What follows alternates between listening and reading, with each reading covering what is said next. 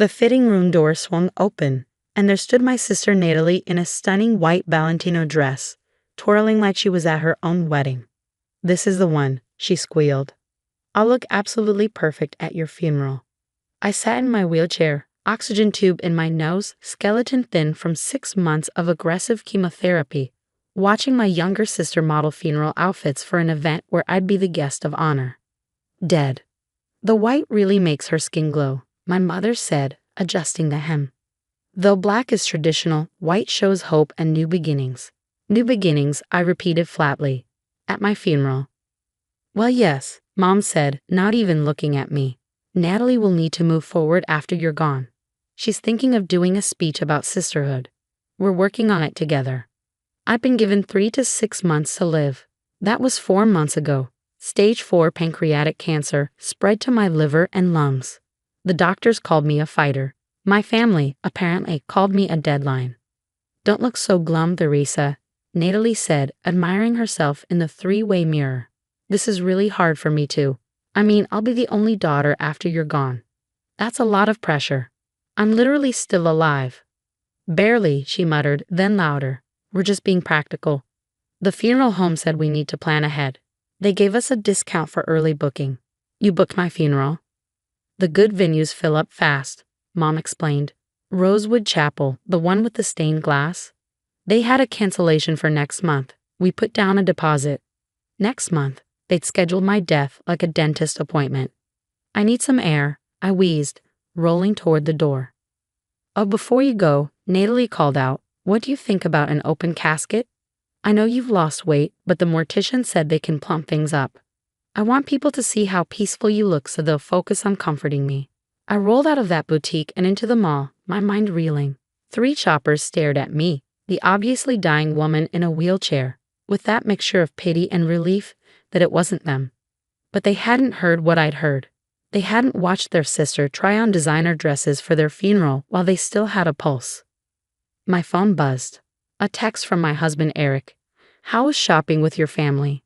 Natalie picked out her funeral outfit for my funeral. Mom's helping her write her eulogy. "Please tell me you're joking." I sent him a photo I'd snapped of Natalie in the white dress, captioned with her actual quote about looking perfect at my funeral. Eric called immediately. "I'm coming to get you." "No, wait, I want to hear more about my funeral. Apparently, it's going to be quite the event." I rolled back to find them at the register. Natalie was charging the $3,000 dress to a credit card. "That's my Amex," I said, recognizing the card. "Oh, you weren't using it," Mom said dismissively. "And Natalie needs something appropriate. It's going to be a difficult day for her." Yorari sipya indi indi my moni on Andreas for my few many RAL that I am not even dead FOR yet. The entire store turned to stare. Natalie rolled her eyes. "God, Theresa, you're making a scene. This is why we didn't want to bring you, but you insisted on family time." "I insisted on lunch, not funeral fashion shows." "Well, we're multitasking," Mom snapped. "You should be grateful we're handling these details so you don't have to worry. I should be grateful you're planning my funeral like it's Natalie's sweet 16. "The world doesn't stop because you're dying," Natalie said coldly. "Some of us have to keep living. I'm going to be the one dealing with everyone's sympathy, fielding the calls, managing the estate." "What estate?" I laughed bitterly. "The medical bills have taken everything." "The life insurance," she said quickly, too quickly. I stared at her. "How do you know about my life insurance?" Mom shifted uncomfortably. "We just want to make sure everything's in order." "You've been going through my papers?" "You were in the hospital," Mom said defensively. "Someone had to handle things." The truth hit me like ice water. They weren't just planning my funeral. They were planning their payday. "How much?" I asked quietly. "What?" "How much is my life insurance policy?" "Since you've clearly already checked." Natalie lifted her chin. $500,000. "And before you get all high and mighty, we deserve it. We've been dealing with your illness for months." "Dealing with?" "I am the one dying. And we're the ones watching," Mom said. "Do you know how hard it is for Natalie to see her sister like this? She's been so strong. She deserves something for her pain." Her pain, her pain. I was shaking now, rage giving me strength I hadn't felt in weeks. "She's buying funeral outfits with my credit card, and counting my life insurance money, but she's the one in pain. You're being selfish, Natalie said. As usual, even dying, you have to make it all about you. That's when I decided. They had no idea what I would do next. Eric picked me up, and I spent the ride home in silence, planning. That evening, I made some calls. First, my lawyer, Patricia Simons. I need to change my will and life insurance beneficiaries immediately. Of course, who would you like to designate? St. Jude's Children's Hospital. Everything. Nothing for your family? They already got their funeral dress. Next, I called the funeral home. I understand my mother and sister made arrangements for my funeral. Yes, Ms. Morrison. A beautiful service planned. Your sister was very specific about the flower arrangements and music selections. Cancel it. I'm sorry. Cancel everything. I'm not dead. I don't consent to any arrangements, and if they try to book again, please note that only my husband, Eric Thompson, has authority to make arrangements on my behalf. But they paid a deposit. Then they can get it back, or not. I don't care, but there will be no funeral booked while I'm still breathing. Finally, I called my doctor. Dr. Patel, I need you to be honest. My latest scans, am I really dying as fast as you initially thought? He paused. Actually, I was planning to call you. Your tumors have been responding to the experimental treatment better than expected. I wouldn't call it remission, but you're not dying next month. Maybe not even next year. We need more tests. But there's reason for cautious optimism. I hadn't told my family about the experimental treatment. Why bother? They'd already buried me. The next morning, I posted on Facebook. Since my family has taken it upon themselves to plan my funeral while I'm still alive, including my sister buying a designer dress for the occasion on my credit card, I thought I should clarify. I'm not dead. Reports of my demise have been greatly exaggerated. Also, fun fact, planning someone's funeral while they're alive and can hear you discussing how peaceful they'll look in a casket? That's called psychological torture. P.S. Natalie, the white Valentino looked tacky, even for a funeral. The post went viral within hours. My phone exploded. Natalie called 17 times before I answered. You ABSO lead WTH, she screamed. How dare you humiliate me like this? How dare you try on funeral outfits like I'm already a corpse? It was practical planning. It was vulture behavior. Mom called next. Take that post down immediately. You're destroying Natalie's reputation. She destroyed it herself when she used my credit card to buy a dress for my funeral.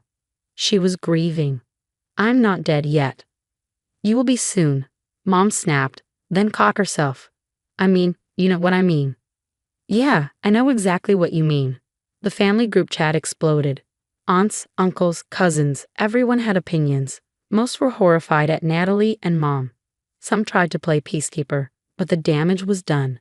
Then Natalie made a fatal error. She posted her own response. My sister is clearly suffering from end-stage paranoia. The medications have affected her mind. We were simply trying to spare her the burden of planning. The fact that she's attacking the people who love her most shows how far her mental state has deteriorated. Pray for her. She included a photo of her in the white dress with the caption, "The dress I bought to honor my sister's memory." She called it tacky, but grief makes people cruel. The comments did not go the way she expected. Girl, you bought a funeral dress while your sister is alive. This is giving can't wait for the inheritance energy. The caucasity of wearing white to a funeral. Ma'am, your sister has cancer, not dementia. Stop gaslighting. But my favorite, I hope she outlives you just for spite. 3 weeks later, I was still alive. The experimental treatment was working better than anyone expected. My tumors had shrunk by 30%. Dr. Patel called it remarkable. Natalie had to return the dress. The store wouldn't take it back after the viral incident, so she was stuck with a $3,000 reminder of her foolishness. Mom stopped talking to me entirely after I removed them both from my will. But the best revenge came naturally. 6 months later, I was in partial remission. Not cured, but stable. Living. I gained weight back, started walking again, even returned to work part-time. Natalie, meanwhile, had become internet infamous as the funeral dress sister. She lost her job when her employer saw the posts. Her boyfriend dumped her after reading the comments about inheritance. She had to move back in with our parents because she couldn't afford rent. She texted me, "I hope you're happy. You've ruined my life." "No," I replied, "you ruined your own life when you went shopping for my funeral. I just refused to die on schedule." A year later, I'm still here. Still fighting, still breathing, still very much alive. The white Valentino dress hangs in Natalie's closet, tags still on, a $3,000 monument to her premature celebration of my death. Mom occasionally sends passive-aggressive texts about how families should forgive each other. I respond with a screenshot of Natalie's credit card charge for funeral attire. They tried to bury me before I was dead. Instead, I buried their reputations 6 feet under while still breathing. The doctors say I might have years left, maybe decades. Medical miracles happen. And every single day I survive is a middle finger to the sister who couldn't wait for me to die. She wanted to look perfect at my funeral. Instead, she looks perfectly horrible to everyone who knows what she did. And me? I look alive. Beautifully, spitefully, miraculously alive. They had no idea what I would do next. I survived. That's the best revenge of all. I should have known better when Tyler showed up at my door with those puppy dog eyes and a sob story about rent prices. But when your only child stands on your doorstep with his girlfriend's suitcases behind him, begging for just a few months to get back on their feet, what kind of mother says no? My name is Simone, and I'm 49 years old. I've been making terrible decisions in the name of motherly love for most of those years. "Mum, please," Tyler had said, shifting his weight from foot to foot like he used to do as a kid when he'd broken something. Paris lost her job at the boutique, and our lease is up next week. We just need time to save up for a deposit somewhere else. Paris stood behind him, all doe eyes and grateful smiles, clutching a designer purse that probably cost more than my monthly grocery budget. "Mrs. Harvey, we're so sorry to impose. Tyler talks about you constantly. You raised such an amazing son." I melted. Of course I did. "Come in," I said, stepping aside. "We'll figure something out." That was 3 months ago. 3 months of watching my quiet, orderly life get steamrolled by two 20-somethings who treated my home like their personal playground. I work as a paralegal at Morrison & Associates downtown. It's not glamorous, but it pays the bills and keeps me sharp. After my divorce from Greg 8 years ago, I've gotten used to my routines. Coffee at 6, work by 8, home by 5:30, dinner for 1, and Netflix until bed. Simple. Peaceful. Tyler grew up in this house. I bought it right after the divorce with my settlement money, determined to give him stability after his father decided that being a husband and dad was too much responsibility. I worked overtime for years to keep up with the mortgage, skipped vacations, ate ramen so Tyler could have name-brand cereal. When he graduated high school, I took out a second mortgage to help with his college expenses. "You don't have to do that, Mom," he'd said, but not very convincingly. "It's what mothers do," I'd replied. "I want you to have opportunities I never had." He graduated with a business degree and moved in with Paris. For 2 blissful years, I had my house to myself. I painted the walls colours I actually liked. I bought nice soap. I left dishes in the sink overnight without apologising to anyone. Then the economy got rough. And here we are. Just temporarily, Tyler had promised. We'll be out of your hair before you know it. The first week was fine. They kept to Tyler's old room, helped with groceries, even cooked dinner a few times. Paris complimented my decorating and asked about my work.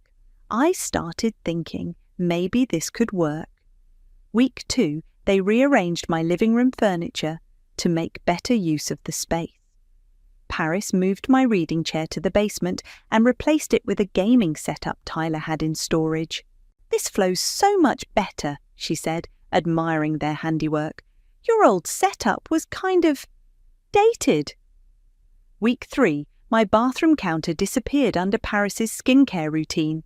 Bottles and tubes and little gadgets I couldn't identify. When I asked if she could maybe consolidate, she laughed. "Oh, Simone, you're so low maintenance. I wish I could be like that, but I have to take care of my skin. Tyler loves that I make an effort." My friend Natasha warned me during lunch at work. Girl, you need to set some boundaries before they take over completely. They're just getting comfortable, I said. It's temporary. Natasha raised an eyebrow. Famous last words. This morning, I walked into my kitchen to find a pile of trash on the floor next to the overflowing can. My refrigerator, which I'd stocked with fresh vegetables and lean proteins over the weekend, was now crammed with energy drinks, leftover pizza boxes, and take-out containers. Tyler was at the kitchen table, scrolling through his phone while eating cereal from my good china bowl. Tyler, what happened to the trash? He didn't look up. Bag was full. I figured you'd handle it when you got up. And my groceries? We ate them. Don't worry, we'll replace them eventually. He finally glanced at me, irritated by the interruption. You're home all day anyway. Just handle it. I stared at him, at my son, who I'd sacrificed everything for, dismissing me like hired help in my own kitchen. Handle it? Yeah, Mum, it's not a big deal. Something cold settled in my chest, something that felt suspiciously like the moment you realise you've been played. I handled it. I handled the trash, the dishes, the sticky counters, and the mysterious stains on my hardwood floors. I handled Tyler's laundry mixed in with mine without asking. I handled Paris using my expensive shampoo and leaving the empty bottle in the shower. By the end of the week, I was handling everything. Simone, could you grab us some snacks from the store? Paris called from the couch where she was painting her nails on my coffee table. We're having people over tonight. People over? Just a few friends, nothing crazy. Tyler emerged from the kitchen with a beer. Yeah, Mum, just a small thing. You don't mind, right? I minded. I minded that they hadn't asked. I minded that my Friday night was now going to be spent listening to 20-somethings get drunk in my living room. But I nodded and grabbed my keys. At the grocery store, I found myself buying chips and beer for people I'd never met, using money from my carefully budgeted paycheck. The cashier, a woman about my age, gave me a sympathetic look. Big party tonight? Something like that. When I got home, the house was already full of strangers. Music thumped from my speakers, and someone had moved my dining room table to make space for beer pong. Paris was holding court in my kitchen, telling a story about her crazy landlord at her old apartment. She was so uptight about everything, Paris laughed, like, it's just normal wear and tear, you know. I set the groceries on the counter and started putting things away. Nobody acknowledged me. I was invisible in my own home. Around midnight, I gave up trying to sleep and came downstairs to find red wine spilled on my cream-coloured rug, a cigarette burn on my coffee table. Someone had used my good plates as ashtrays. The last guest left around 2 a.m. Tyler and Paris stumbled upstairs without a word, leaving me to survey the damage alone. I spent the next 3 hours cleaning, scrubbing wine stains, emptying ashtrays, picking up bottles and cups from every surface. My back ached, my hands were raw from cleaning solution, and I had to work in the morning. The next week brought new indignities.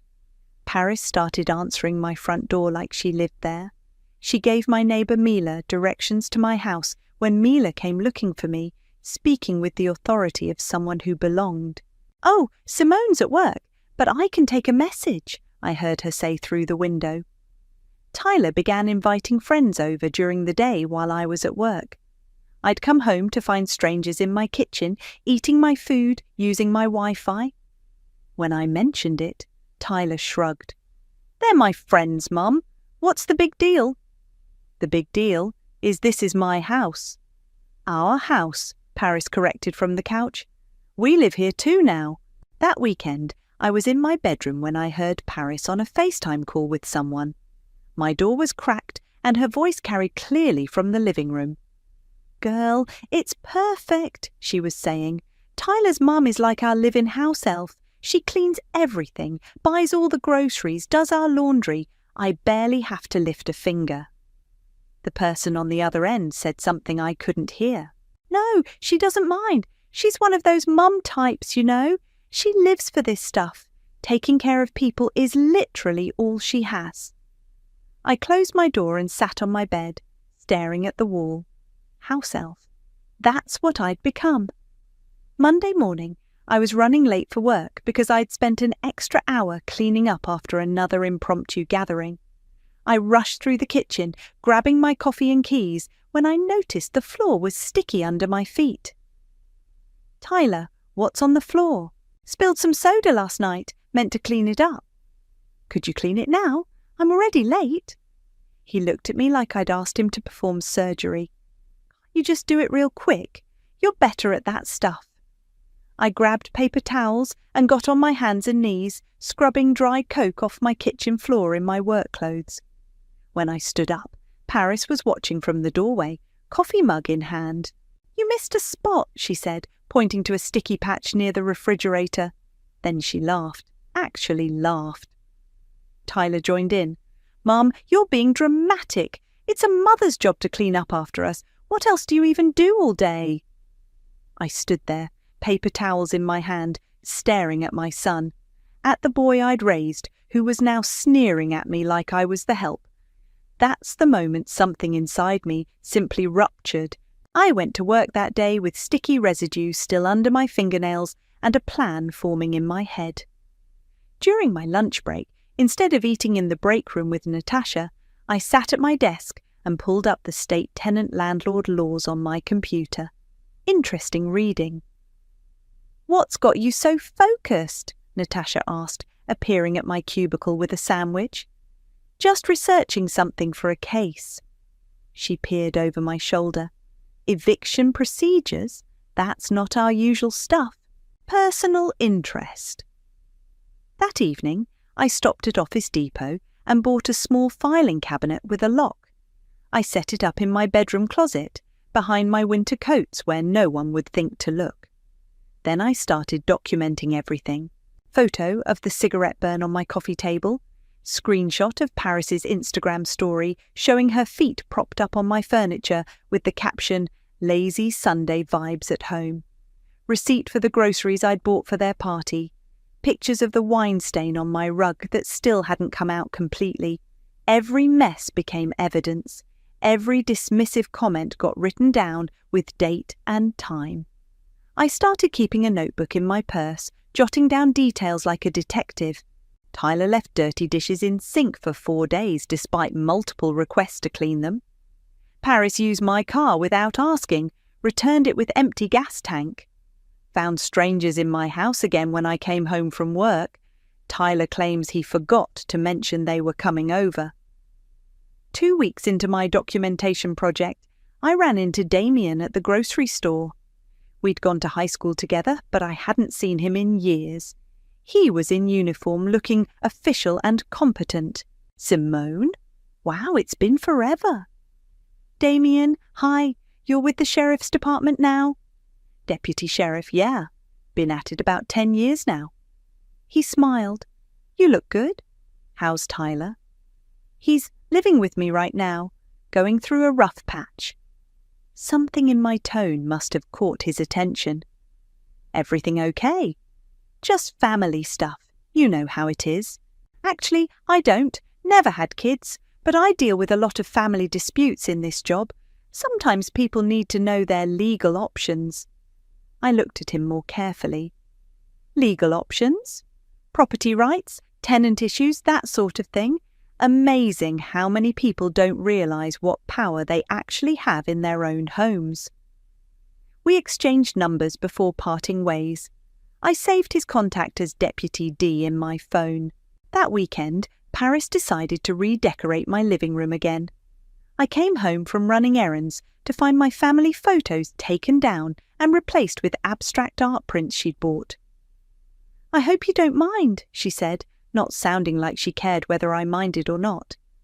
The old pictures were kind of depressing, all those divorce papers and single mum vibes, you know. She'd put my wedding photo and Tyler's baby pictures in a box by the stairs. Those are my memories, Paris. And now you have new ones. We're making this place feel more current. Tyler walked in carrying a drill. "We're hanging some shelves too. This place needs more storage." "You're drilling holes in my walls." "Our walls, Mom. We live here too." I picked up the box of photos and carried it to my room. Behind my locked filing cabinet, I added a new entry. Removed family photos without permission, drilling unauthorized holes in walls. The next Tuesday, Paris threw another party.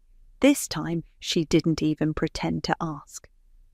I came home to find a dozen people in my backyard, music blasting, someone grilling on my patio. "Simone!" Paris waved from my deck chair, drink in hand. "Perfect timing. Could you grab more ice from the freezer?" I stood in my own backyard, being asked to serve drinks to strangers at a party I didn't know was happening. Several people looked at me expectantly, waiting for me to play hostess. "I'm actually pretty tired," I said. "Oh, come on," Tyler called out. "Don't be antisocial. These are our friends." "I have work tomorrow." "So do we," Paris laughed. "Well, Tyler does. I'm still job hunting, but we know how to have fun and be responsible." I went inside and locked my bedroom door. From my window, I could see them partying on my deck, using my furniture, eating my food. Someone had spilled something on my patio table that was already staining the wood.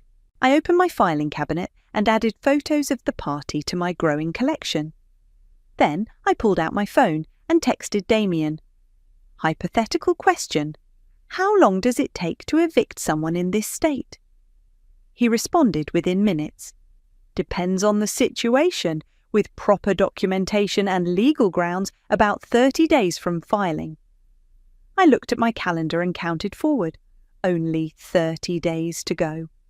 The breaking point came when I overheard Tyler on the phone with his friend Marcus. "Yeah, man, we basically own the place now," Tyler was saying, sprawled across my couch with his feet on my coffee table. "Mum's not going anywhere, and she can't exactly kick us out. It's perfect." "What do you mean you own it?" Marcus asked. I could hear him through Tyler's speaker. "I mean, we've been here long enough. Possession is 9/10 of the law, right? Plus, Mum would never actually do anything. She's too soft." I stood frozen in my kitchen doorway, coffee mug in hand. "Dude, that's genius. Free rent forever." "Exactly. And Paris has been posting about it online. Everyone thinks we bought the place." That afternoon, I did something I'd never done before. I looked up Paris's social media accounts. Her Instagram was a carefully curated collection of photos taken in my house, captioned like she owned it. "Sunday morning coffee in our kitchen. Finally have space for all my plants. Loving our new place." The most recent post showed her and Tyler on my front porch, arms around each other, with the caption, "Finally, homeowners vibes, exig adulting, at blessed at us our place." 43 likes. 12 comments congratulating them on their new home. I screenshot everything. "You need to stop letting them walk all over you," Natasha said when I showed her the post during lunch. "This is insane, Simone. They're literally stealing your identity online." "I know. So what are you going to do about it?" I pulled out my phone and showed her the folder I'd created. Screenshots, photos, receipts, documented conversations. "I'm building a case."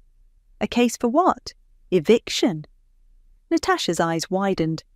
"You're actually going to kick them out?" "I'm going to follow the law. They're tenants, whether they want to admit it or not. And tenants have obligations."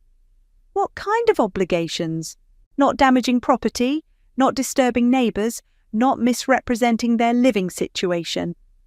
I scrolled through my evidence. They've violated every single tenant responsibility in the book. "Girl, you've been holding out on me. When did you become a legal mastermind?" "When my son decided I was his personal servant." That evening, I printed out every social media post, every photo, every piece of evidence I'd collected. I organised it all in manila folders, labelled and dated. Then I drove to the courthouse. The clerk at the filing window was a tired-looking woman about my age. "I need to file for eviction," I said. "Rental property?" My primary residence. I have tenants who are violating their agreement. She handed me a stack of forms. You'll need to fill these out completely. Filing fee is $85. I sat in the courthouse lobby, filling out paperwork that officially designated me as landlord and Tyler and Paris as tenants. It felt strange writing my son's name in the defendant section. Grounds for eviction, the form asked. I checked multiple boxes: property damage, violation of occupancy terms, misrepresentation of tenancy status, failure to maintain property standards. When I handed the completed forms back to the clerk, she reviewed them quickly. Looks good. You'll need to serve them within 72 hours. Do you have someone who can do that, or do you need the sheriff's department? I have someone. I texted Damien on my way to the car. Are you working tomorrow? I might need that favour we talked about. What kind of favour? The legal kind, he called me 5 minutes later. Simone, what's going on? I filed for eviction today. I need someone to serve the papers. Against Tyler? Against Tyler and his girlfriend. They're tenants now, whether they like it or not. Are you sure about this? Once you serve those papers, there's no going back. I'm sure. Okay, I can serve them tomorrow evening when I get off shift. Fair warning, though, they're not going to take it well. I'm counting on it. When I got home, Tyler and Paris were in the kitchen making dinner. My kitchen smelled like garlic and wine, and they'd used every pot I owned. Hey, Mom, Tyler said without looking up.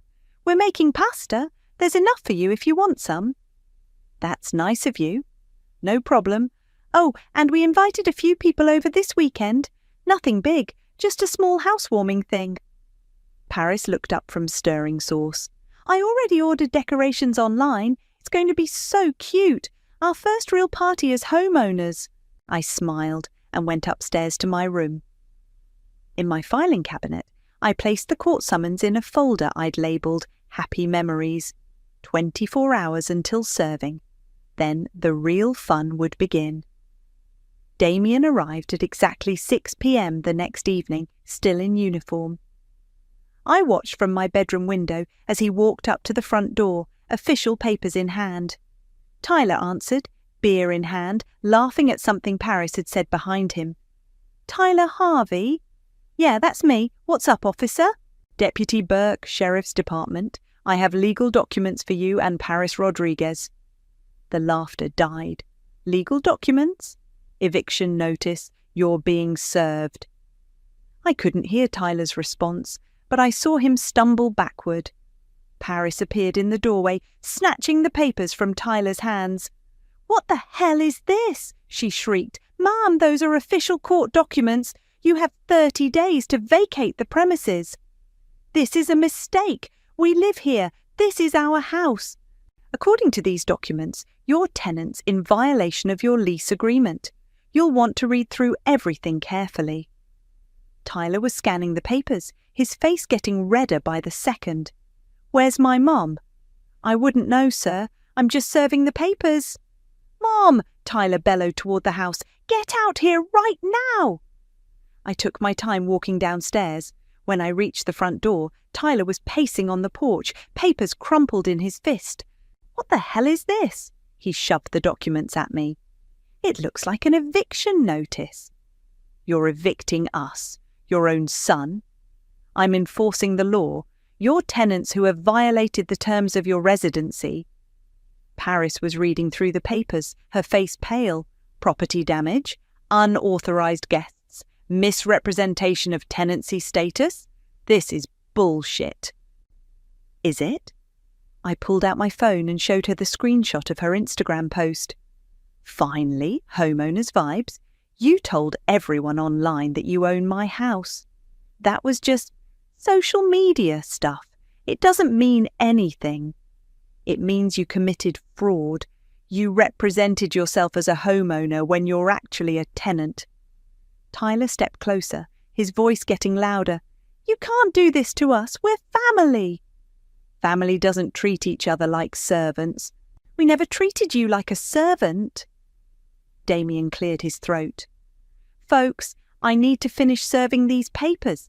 Tyler Harvey and Paris Rodriguez, you've been officially notified. You have 30 days from today to vacate the premises."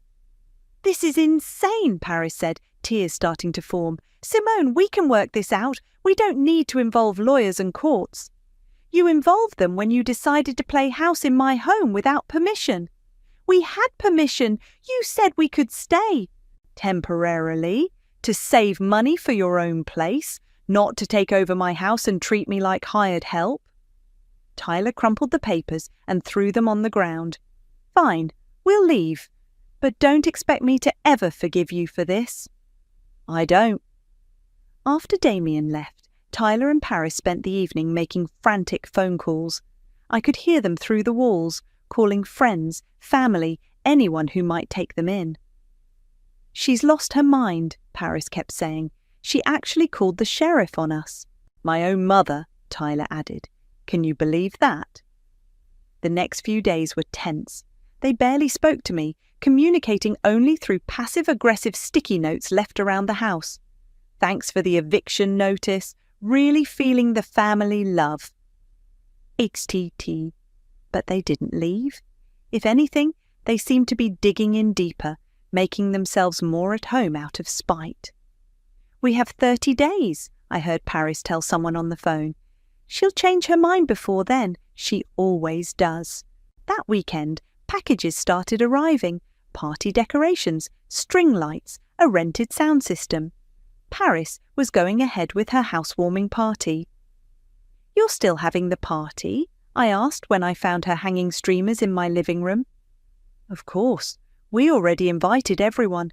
Besides, we still live here for another 3 weeks." "This is my house. And we're your tenants, right? That means we have tenant rights. You can't stop us from having guests." She was right, technically. I couldn't legally prevent them from having people over, as long as they weren't violating noise ordinances or damaging property. "Just keep it reasonable," I said. "Don't worry, it'll be perfect." That evening, I sat in my backyard with a glass of wine, watching Mila water her plants next door. "Big party planned?" she asked, nodding toward the decorations visible through my windows. "Not my party." "Ah?" She gave me a knowing look.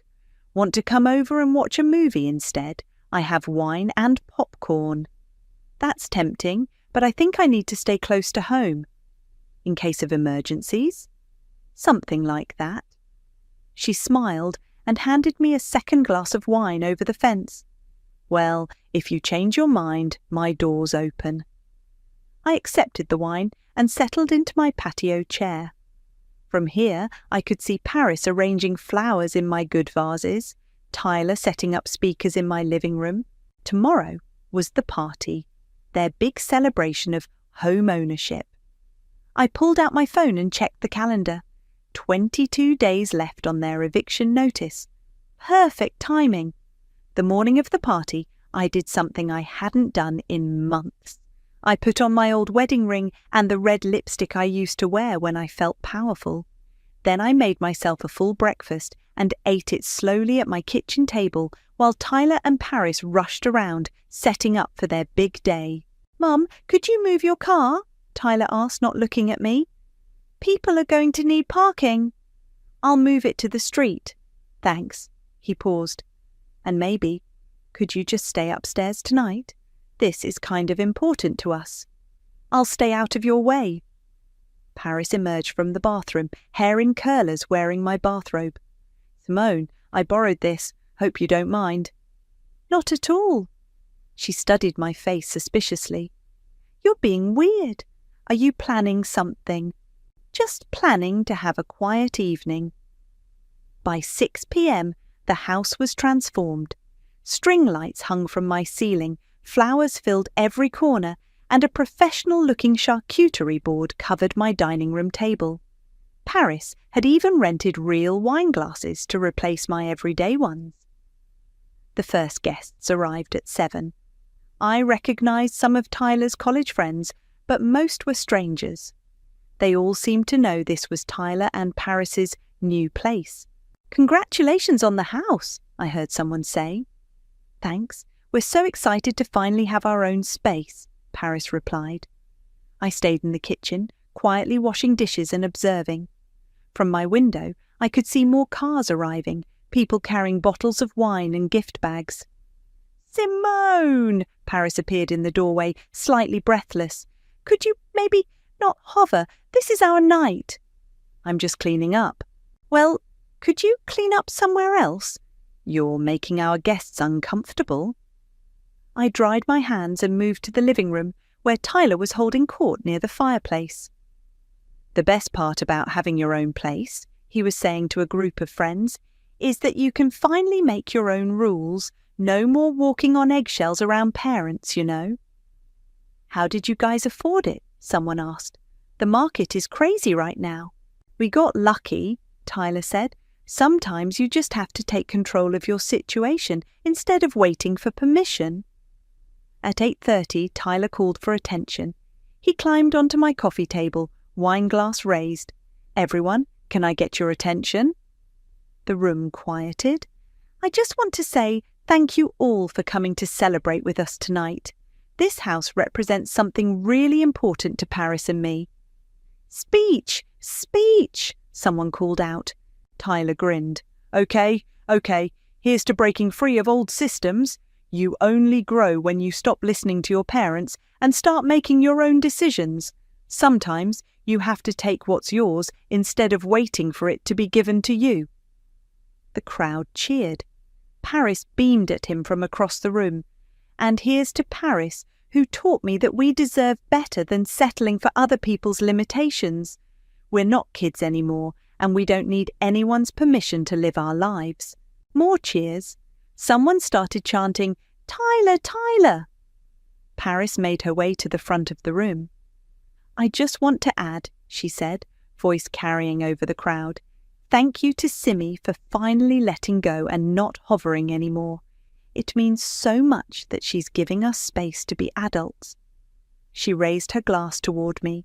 To new beginnings! To new beginnings, the crowd echoed. I smiled and raised my own glass of wine. To new beginnings. The party continued around me. I moved through the rooms like a ghost, picking up empty glasses, wiping down surfaces, playing the perfect hostess to a party, celebrating my own displacement. At 9:15, the doorbell rang. I'll get it, I called out, but Tyler was already heading for the door. Probably just more people, he said, swinging it open with a big smile. Damien stood on my porch in full uniform, badge visible, official papers in his hand. Tyler Harvey? Tyler's smile faltered. Yeah? Deputy Burke, Sheriff's Department, I have additional legal documents for you and Paris Rodriguez. The music seemed to get quieter. Conversation stopped as people noticed the uniformed officer at the door. Additional documents, Tyler's voice cracked. Final eviction notice. You have 72 hours to vacate the premises. What? Paris pushed through the crowd, face flushed. 72 hours? The original notice said 30 days. That was before you violated the terms by hosting unauthorized events and continuing to misrepresent your tenancy status. Damien handed her a thick stack of papers. These are the updated terms. Tyler stared at the papers, then at me. There's been a mistake. No mistake, I said calmly, sipping my wine. I just reminded you whose name is still on the mortgage. The silence stretched for what felt like forever. 40 people staring at Tyler holding eviction papers, Paris's face turning red, and me standing there with my wine glass like nothing had happened. This is a joke, right? Someone from the crowd called out. Tyler's hands were shaking. Mom, what the hell? Language, Tyler. We have guests. Guests, Paris shrieked. These are our guests at our housewarming party. Your housewarming party, I corrected, in my house that you're being evicted from. The crowd started murmuring. People were pulling out phones, probably texting about the drama unfolding in front of them. Mom, Damien said to Paris, you need to acknowledge receipt of these documents. I'm not signing anything.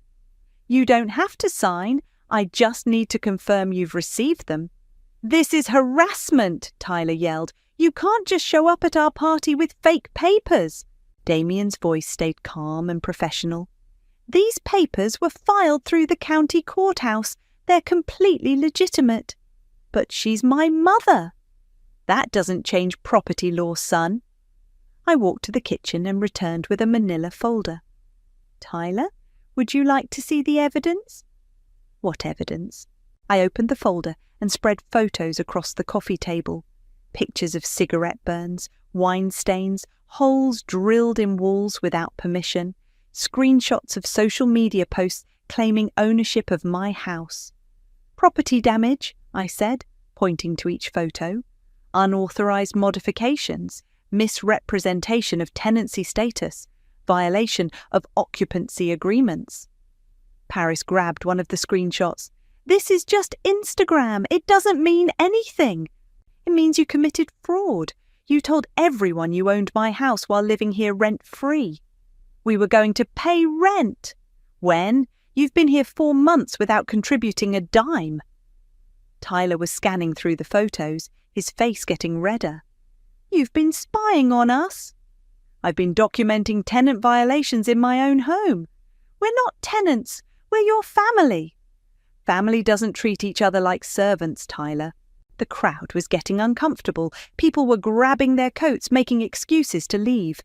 Within 10 minutes, half the party had disappeared. Look what you've done, Paris screamed. You've ruined everything.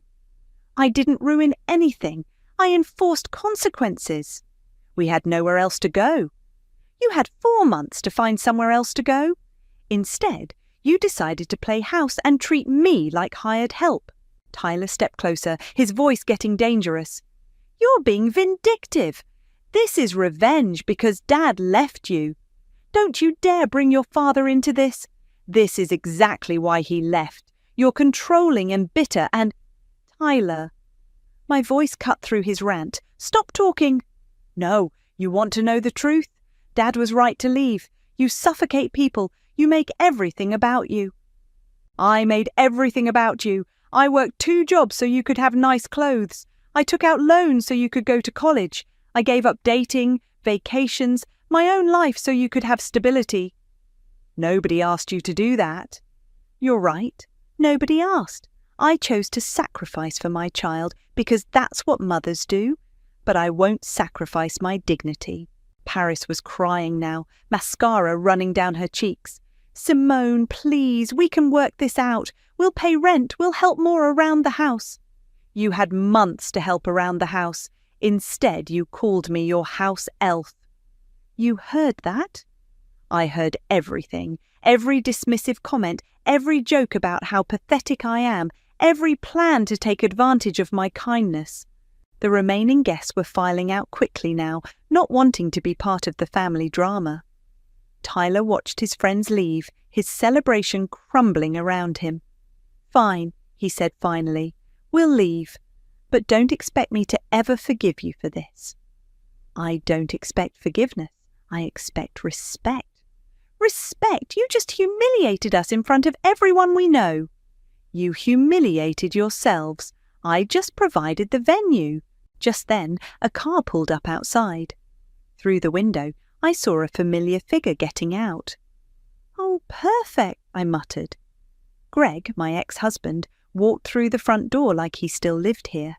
He was greyer than I remembered, wearing a wrinkled button-down and jeans. What's all this about eviction? He demanded. Tyler called me crying. Hello, Greg. Nice of you to show up. Only took you 8 years. Don't start with me, Simone. Tyler says you're kicking him out over some petty house rules. Petty house rules like not destroying my property and not treating me like a servant. He's your son. He's a grown man who needs to learn consequences. Greg looked around at the party decorations, the eviction papers, the crying girlfriend. This is exactly the kind of drama I was trying to avoid. Well, you avoided it perfectly. You also avoided child support, birthday parties, and every other parental responsibility. I'm here now. You're here now because there's a crisis. Where were you when Tyler graduated? When he needed help with college applications? When he was learning how to be a man? Greg had no answer for that. This isn't revenge, Greg. It's consequences. Something Tyler never learned because his father disappeared when things got difficult. Greg left that night without another word. Tyler and Paris spent the weekend packing in angry silence, slamming drawers and muttering under their breath. I helped by staying out of their way and ordering pizza for dinner each night. On Sunday morning, I found Tyler sitting on the front porch with 2 suitcases, waiting for Paris to finish loading her car. "So this is it?" he said without looking at me. "This is it. I still don't understand why you had to make it so public. You could have just asked us to leave." "I did ask, multiple times. You told me it was my job to clean up after you." He was quiet for a long moment. "I didn't mean it like that." "How did you mean it?" "I don't know. I thought you liked taking care of people." "I like taking care of people who appreciate it, not people who expect it." Paris came out dragging a final box, her face puffy from crying. "The car's packed." Tyler stood up and shouldered his backpack. "We're staying with Marcus for now, until we find our own place." "Good, that's what you should have done 4 months ago." "Yeah, well, live and learn, right?" His voice was bitter. They walked to the car without saying goodbye. I watched from my doorway as they drove away, Tyler not looking back once. The house felt enormous and quiet. I walked through each room, taking inventory of the damage. The cigarette burn on my coffee table, the wine stain on my rug, the holes in my bedroom wall where Tyler had hung his TV mount, but also my reading chair back in its proper place, my bathroom counter clear of someone else's products, my refrigerator stocked with food I'd actually chosen. I called Mila and asked if she wanted to help me redecorate Tyler's old room. "What are you thinking?" she asked, appearing at my door with a toolbox and a bottle of wine. "Home office, maybe a reading nook by the window." "I love it. Fresh start." We spent the afternoon pulling down Tyler's old posters and painting over the holes in the walls. Mila was good company, chatting about her job at the library and her plans to adopt a cat. "Can I ask you something?" she said while we were painting. "Do you regret it, the eviction?" "I regret that it was necessary, but no, I don't regret doing it." "Even though it was your son?" "Especially because it was my son. I raised him better than that." The next week, Natasha brought lunch to my house instead of meeting at our usual restaurant. "I had to see the aftermath," she said, looking around my clean, quiet living room. "How are you holding up?" "Better than I expected." "Any word from Tyler?" "Nothing, but I saw Paris posted a TikTok about toxic family members that went viral. Apparently I'm famous now." Natasha pulled out her phone. "Oh my God, I have to see this." The video showed Paris crying in a car, talking about how she'd been literally homeless because of her boyfriend's psycho mother who called the police on them for just living their lives. The comments were split between people supporting her and others calling her entitled. "She's getting roasted in the comments," Natasha laughed. "Look at this one. Maybe don't bite the hand that feeds you." "I'm not reading the comments. That way lies madness." "Fair point, but you should know that most people are on your side." That evening, Damien stopped by to check on me. "How are you adjusting to the quiet?" he asked, accepting a beer from my newly organised refrigerator. "It's nice. I forgot what it felt like to come home to my own space." "Any regrets?" "People keep asking me that. No, I don't regret it. I regret that Tyler made it necessary, but I don't regret standing up for myself." "Good. You did the right thing." We sat on my back porch, watching the sunset. It was peaceful in a way my house hadn't been in months.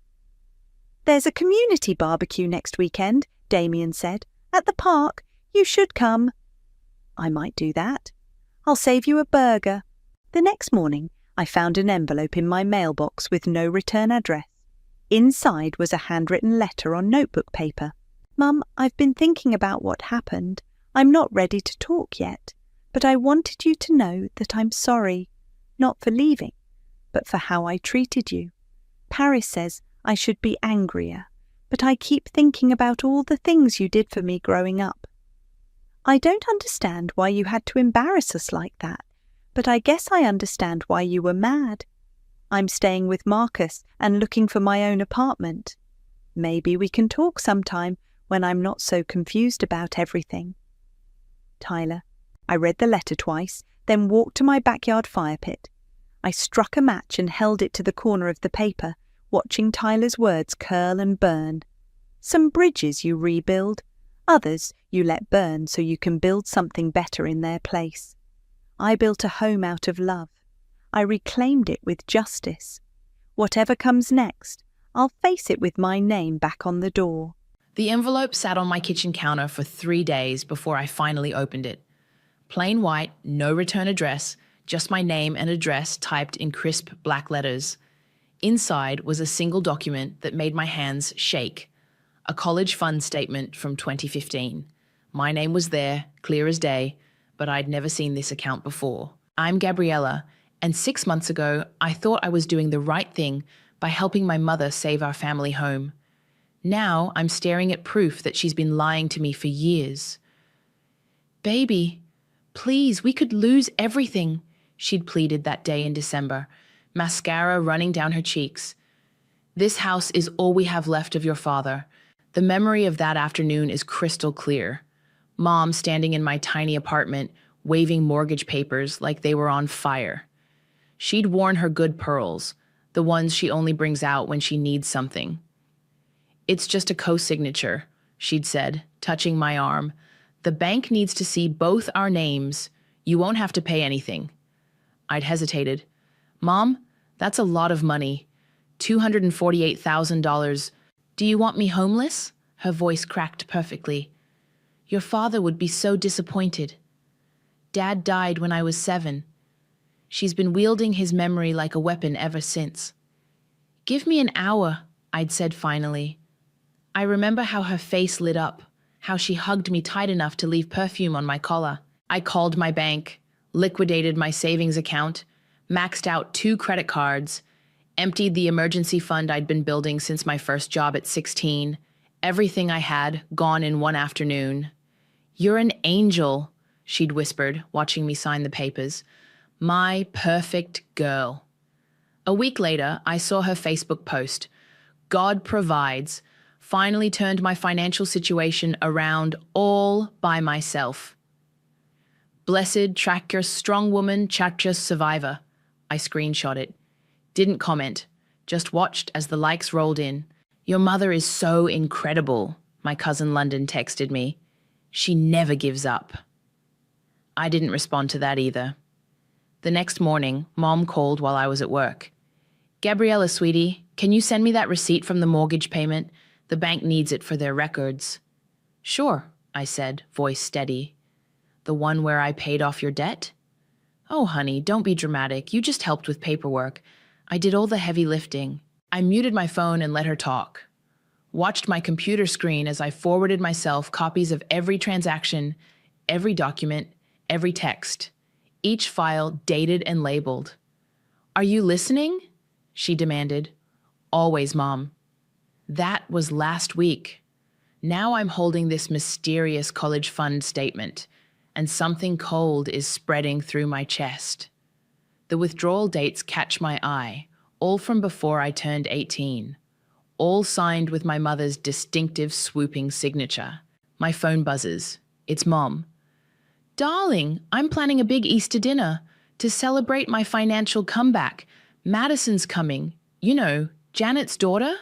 Such a thoughtful girl, always checking on me during my struggles. I think about the college fund paper in my hands, about my drained savings account, about the credit card bills piling up. Sounds wonderful, Mom, I say, and my voice is honey sweet. I wouldn't miss it. That's my girl. Oh, and wear something nice. Madison always dresses so elegantly. After we hang up, I sit in my kitchen for a long time. The sun sets, shadows crawling across the counter where that envelope still lies. I pick up my phone again, open my banking app, start taking screenshots of every transaction from the past 5 years. Mom taught me a lot of things growing up. How to smile when I'm hurting, how to keep secrets, how to play the long game. But she never taught me how to fight back.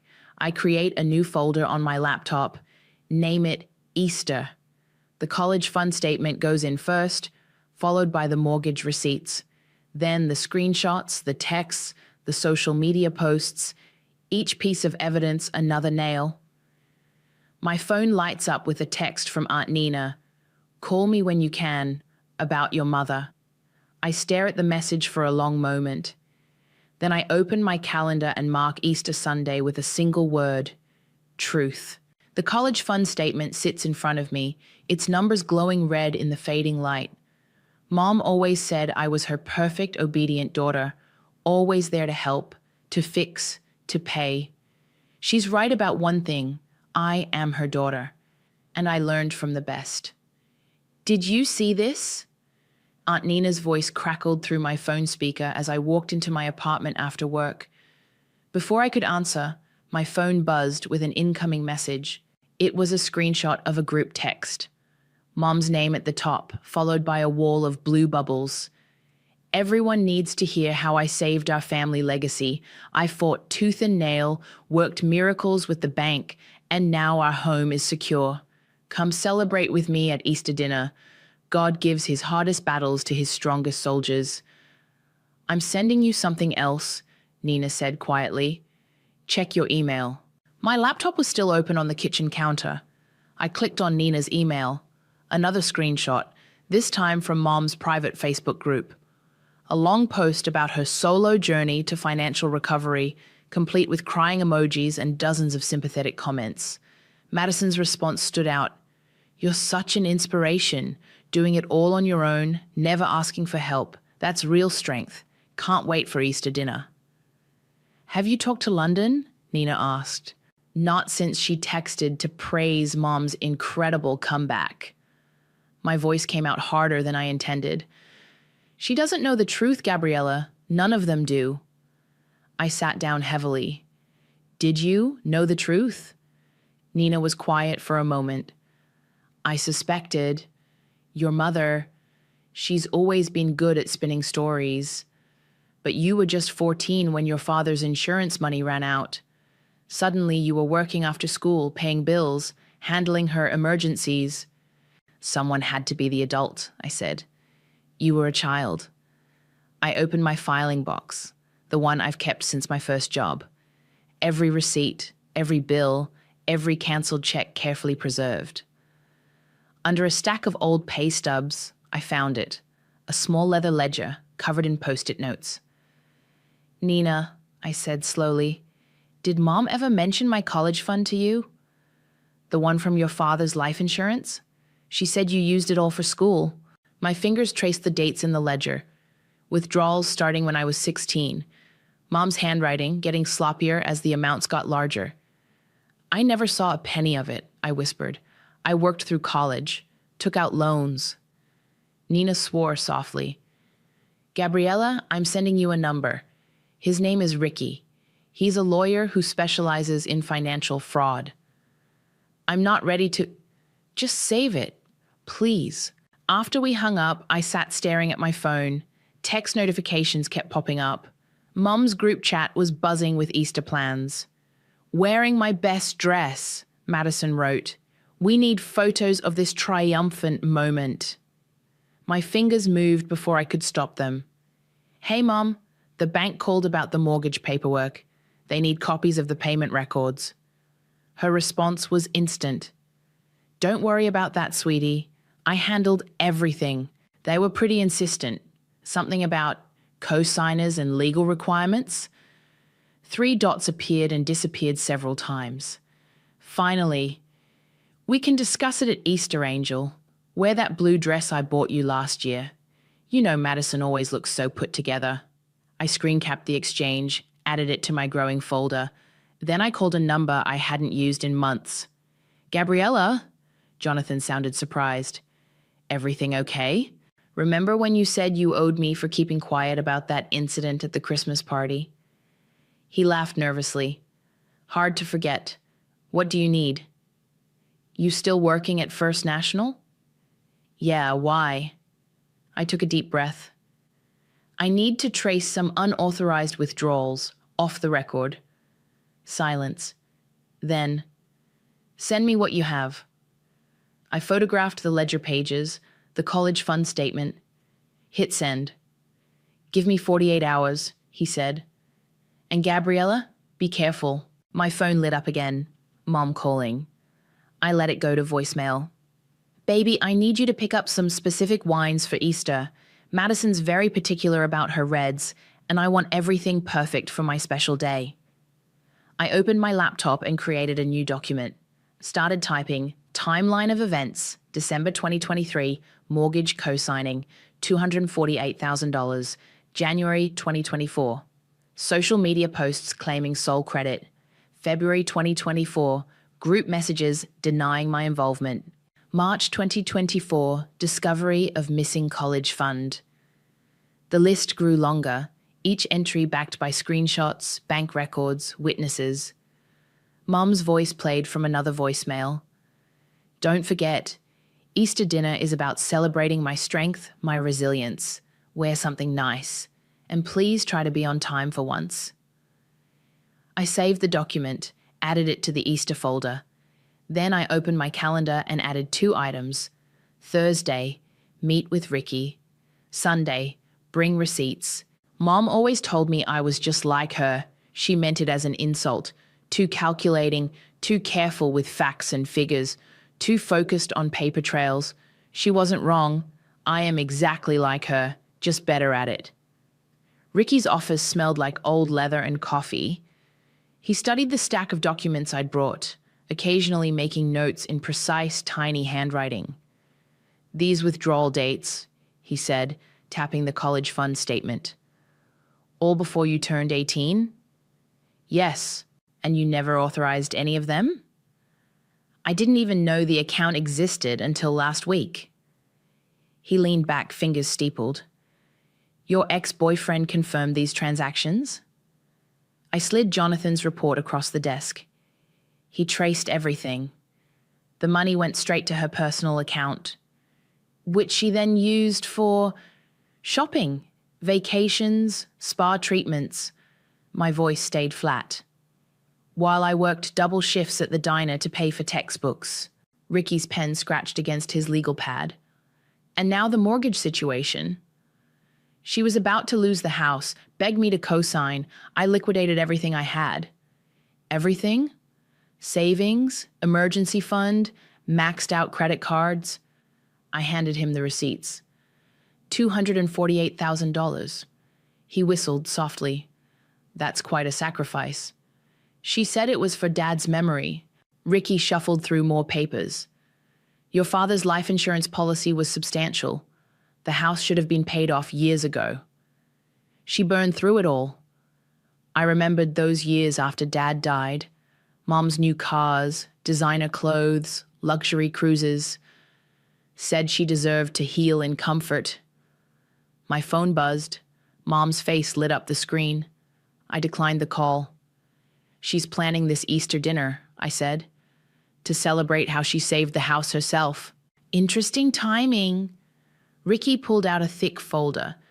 Because according to these property records, you're actually the primary owner now. I blinked. What? The mortgage restructuring you signed? It transferred majority ownership to you. Your mother apparently didn't read the fine print. My phone buzzed again, a text from Mom.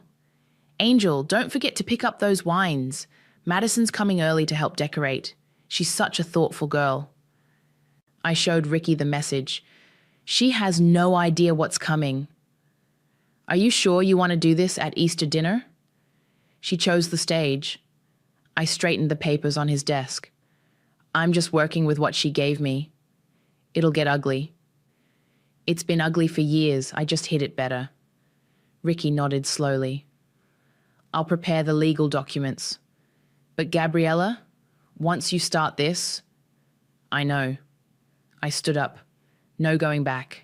Outside his office, I checked my messages. 3 missed calls from Mom, 2 from Madison, and a text from London. Can't wait to celebrate Aunt Gianna's amazing achievement. See you Sunday. I drove to the wine store Mom specified, picked up exactly what she asked for, expensive reds that would pair perfectly with her dramatic toasts. My phone rang again. This time I answered. Finally! Mom's voice gushed through the speaker. Baby, did you get the wines? Madison's very particular. Got them. Perfect. Oh, and I'm telling everyone to dress up. I want photos of my triumphant moment. You're wearing that blue dress, right? Actually, I said carefully, I bought something new. As long as it's appropriate. Madison always looks so elegant. Mom, I interrupted. Do you ever think about Dad's life insurance money? Silence. Then, too brightly, why would you bring that up now? Just wondering where it all went. Don't start this again. Her voice sharpened. I did what I had to do as a grieving widow. Right. I watched a family walk past my car, mother and daughter holding hands. See you Sunday. I hung up before she could respond, opened my Easter folder on my phone, added Ricky's property records to it. Another text from Mum. Everyone's so excited to celebrate my strength. Make sure you're on time. Madison's bringing her camera. I smiled, started typing. Don't worry, Mom. I wouldn't miss this for the world. At home, I laid out my new dress. Not blue, but crisp white, professional, camera ready. My phone lit up with a message from Jonathan. Got more account records. You're not going to like them. Send everything. I opened my laptop, started printing. Each page another piece of evidence. Another nail in a coffin Mom built herself. She called again while I was sorting papers. Baby, I'm just so excited for Sunday. Everyone's coming to celebrate how I turned everything around. It's going to be memorable, I said. That's my girl. Always so supportive. I looked at the stack of documents on my desk. Bank records, withdrawal slips, property deeds, years of lies printed in black and white. You have no idea, I whispered after she hung up. Sunday was coming.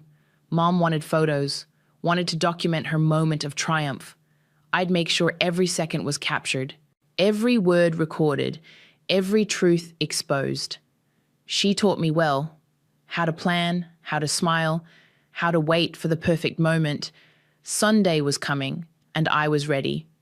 Easter Sunday dawned bright and clear. I arrived exactly on time, carrying the expensive wines and a slim briefcase. The house, my house according to the deed, was already buzzing with activity. Gabriella! Mom swept toward me in a designer dress, arms outstretched. You're here, but what are you wearing? I smoothed my white blazer dress. Something appropriate for the occasion. It's so severe. She frowned. Madison wore this gorgeous floral number. The wines you asked for, I interrupted, holding out the bags. Madison appeared in the doorway, camera in hand. Gianna, we're ready to start taking photos. Oh, hi, Gabriella. Her eyes flickered over my outfit. Very professional. I smiled. I thought documentation was important today. Mom was already arranging people in the living room. Everyone gather round. London, darling, stand here. Nina, you next to Madison. I took my assigned spot, watching Mom direct her perfect scene. The briefcase stayed by my feet. Before dinner, Mom announced, I want to thank everyone for coming to celebrate my journey, my triumph over adversity. Phones came out. Madison started recording. When times were darkest, Mom continued, dabbing her eyes, I never gave up. I fought alone, stayed strong alone. Wasn't Gabriella involved? Nina's quiet voice cut through the performance. Mom's smile tightened. Oh, she helped with some paperwork, but mothers protect their children, not the other way around. I felt Nina's eyes on me, kept my face neutral. To strong women who never ask for help, Madison raised her glass. Who handle their own battles? Speaking of handling things, I said clearly, how did you manage the mortgage payments, Mom? The room quieted. Mom's laugh was too bright. Angel, this isn't the time. Actually, I opened my briefcase. It's exactly the time. Gabriella, Madison cut in, your mother is trying to have a special moment. Oh, it's special, all right. I pulled out the first stack of documents. Mom, why don't you tell everyone exactly how you saved the house? Mom's face flushed. You're being ridiculous. $248,000. I held up the mortgage receipt. That's what it took. My entire savings, my emergency fund, my credit cards maxed out. Stop this right now. Mom's voice shook. Show them the receipt, Mom. Show them whose name is on the payment. Madison lowered her camera. Gianna? She's twisting things, Mom said quickly. She helped a little, but I did most. Most of what? I was still eerily calm. The social media posts taking credit? The group texts calling yourself a survivor? The lies about handling it alone? London stepped forward. Aunt Gianna, what is she talking about? I handed out copies of the bank statements, the mortgage documents, the social media screenshots. Read them, I said softly. Every date, every amount, every lie. Mom lunged for the papers. This is my special dinner, my celebration. Your celebration of what? I met her eyes. Stealing from your daughter? The room erupted in whispers. Nina moved closer to me, a silent support. You ungrateful. Mom's voice rose. After everything I've done for you. Everything you've done? I pulled out the college fund statements. Like stealing my education money? Making me work through school while you spent Dad's life insurance on vacations? Madison was reading the documents, her face pale. Gianna, these withdrawals.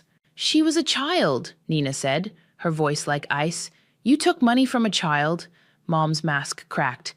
I deserved that money. I was a widow. And I was 7 when Dad died. My voice didn't waver. 7 when you started using me as your personal ATM. The room was dead silent now. Everyone staring at the evidence in their hands. You know what the funny thing is? I continued, watching Mom's face. When you made me co-sign the mortgage, you didn't read the fine print.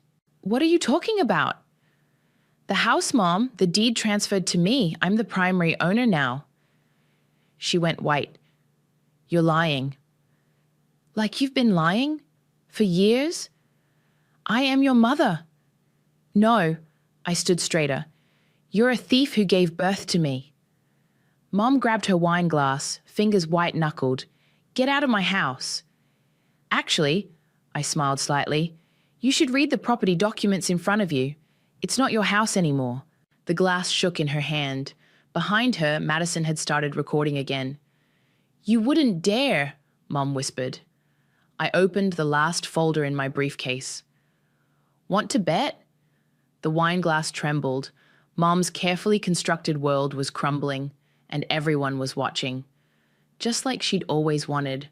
All eyes on her, every moment documented.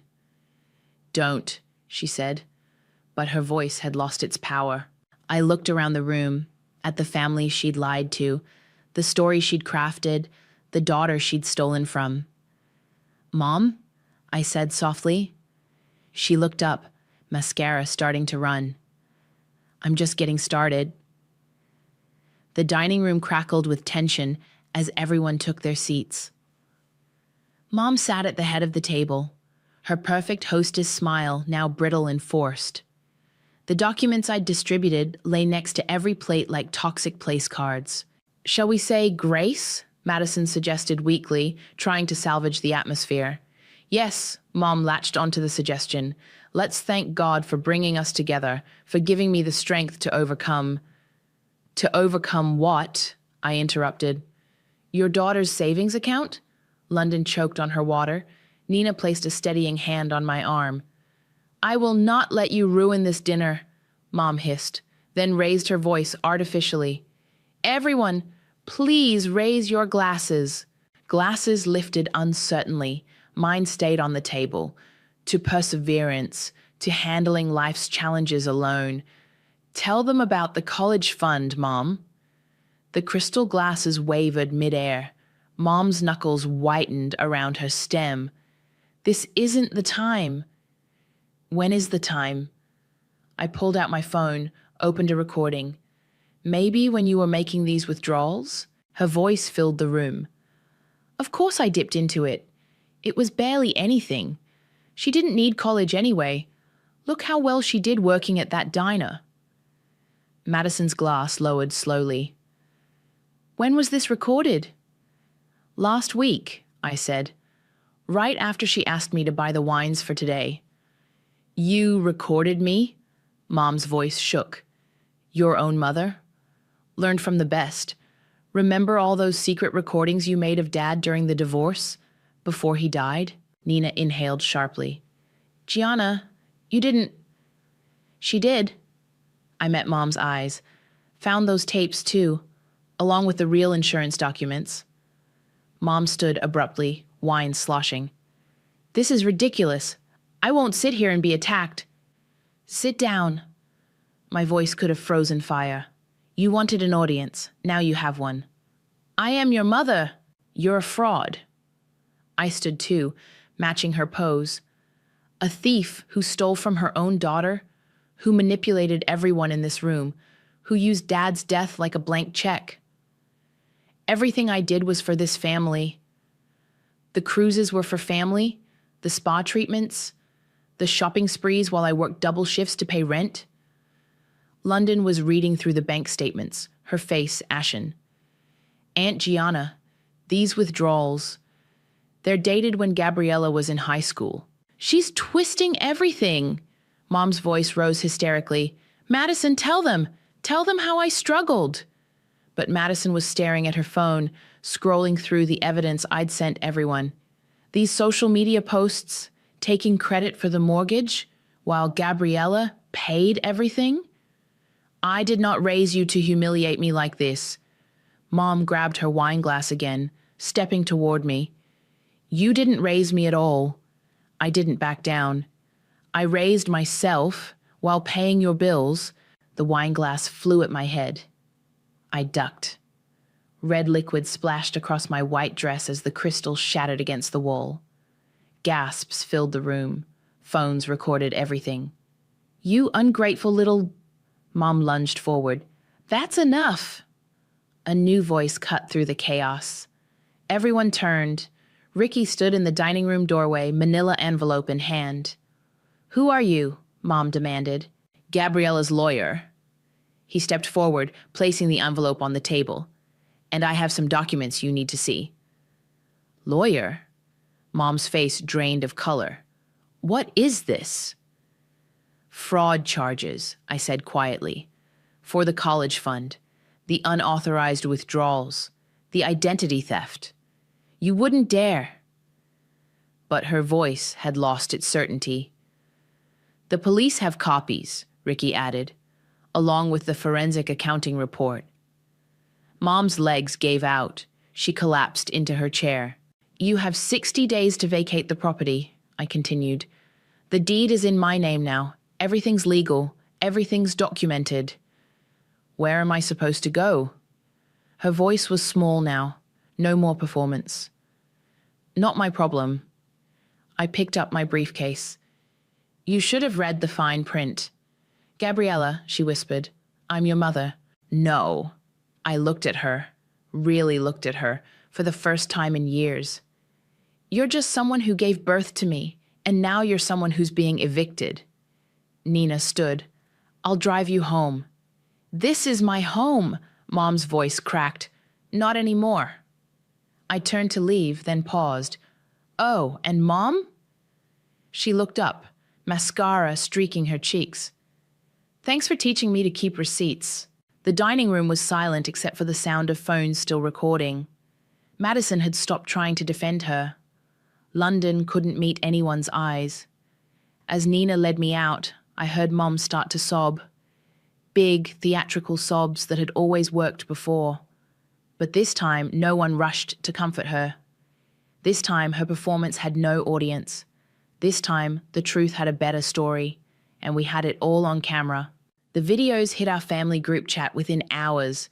Mum's meltdown, the flying wine glass, her confession about the college fund, all of it spreading like wildfire through our extended circle. "I'm so sorry," London texted me privately. "I had no idea." I was sitting in Nina's kitchen, still wearing my wine-stained dress, when Madison's social media post appeared. Feeling devastated by today's revelations, sometimes those we trust the most hurt us the deepest. Says truth, she's betrayal. "Interesting," Nina said, reading over my shoulder. "Wasn't she just calling your mother a hero yesterday?" My phone buzzed again. Mom's number. "Don't answer it," Nina warned. I put it on speaker instead. "How dare you?" Mom's voice was ragged. "I'll sue you for defamation. You'll what?" I kept my voice level. "Release the real bank statements? Show everyone where the money actually went?" "I am your mother. You can't just—" "Actually," Ricky's voice cut in. I'd conference called him earlier, expecting this. "She can, and she has. Would you like me to outline the fraud charges again?" Mom's breath hitched. "This isn't happening." "The police have copies of everything," I said. "Every withdrawal, every forged signature, every theft." "I took care of you." "No." My voice finally cracked.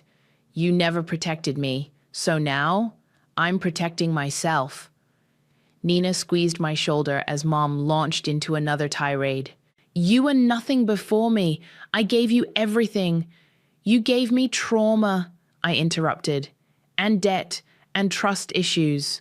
Quite the mother's legacy. I'll fight this. I'll—" "See you in court," Ricky finished smoothly. "Though I should warn you, fraud charges typically carry significant penalties." The line went dead. My phone immediately lit up with messages. 2 former family friends reaching out privately. She did the same thing to me 10 years ago. I lost my savings trusting her. Nina read them over my shoulder. "How many others do you think there are?" "Does it matter?" I stood up, suddenly exhausted. "The damage is done." "To her, you mean?" "To everyone." I looked down at my stained dress. She didn't just steal money. She stole trust, relationships, time. And now? Now we wait. I checked my watch. The police will serve her tomorrow. My phone buzzed again. Another family member asking for details. Then another. And another. "They're all turning on her," Nina observed. "No." I shook my head. "They're just finally seeing the truth." A text from Madison popped up. I swear I didn't know. She told me such different stories. I left it unread. "What happens next?" Nina asked softly. "She has 60 days to leave the house. The fraud charges will process. She'll probably try to fight it, but you have proof." "I have everything." I opened my briefcase, touched the folders inside. Every receipt, every lie, every moment she thought no one was watching. Nina started to speak, but my phone interrupted again. Mom's number. This time it was a voicemail. "Baby, please, I'm your mother. I'm all you have. You can't do this to me. I'll lose everything. Please, just call me back. We can fix this. I'll explain everything. I deleted it before she finished. "She'll keep calling," Nina warned. I know. I pulled out my phone, opened the settings, found her number, blocked. "She'll try other ways," Nina said. "Let her." I stood up straighter. I'm done hiding. My phone lit up with a news alert. Someone had leaked the videos to a local community page. The comments were already flowing. "Can't believe she stole from her own daughter. Always knew something was off about her." Who records their own child's college fund theft? Nina read them silently, then looked at me.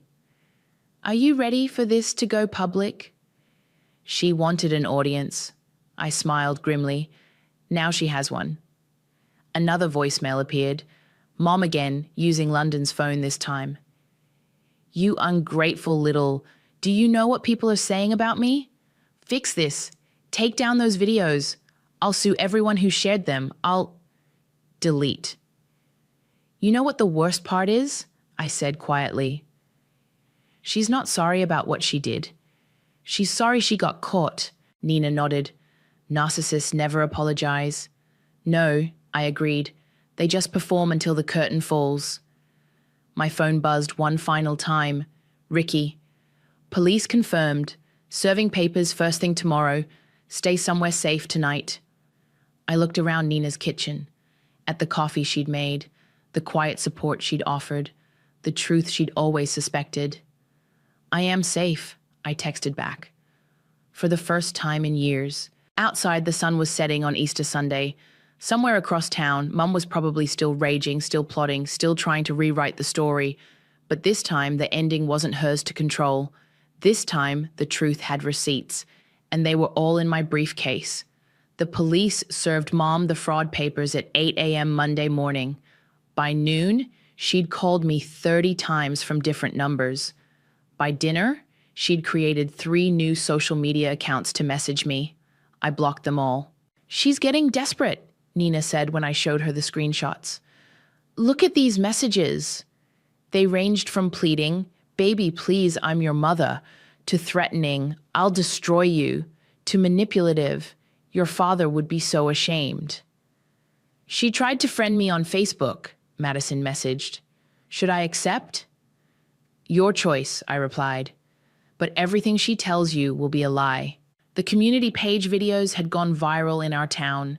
Local gossip pages shared them. People who'd known us for years were suddenly reaching out with their own stories. She borrowed $10,000 from me 5 years ago, one former friend wrote. Said it was for your medical bills. I never saw that money again. She told everyone you were a troubled child, another shared. Said that's why you worked so much. We had no idea you were paying her bills. Mum's response was predictable. New social media posts appeared. Being attacked by my own child after everything I sacrificed. Only God knows the truth. But this time, no one rushed to support her. The bank called, Ricky told me on Wednesday.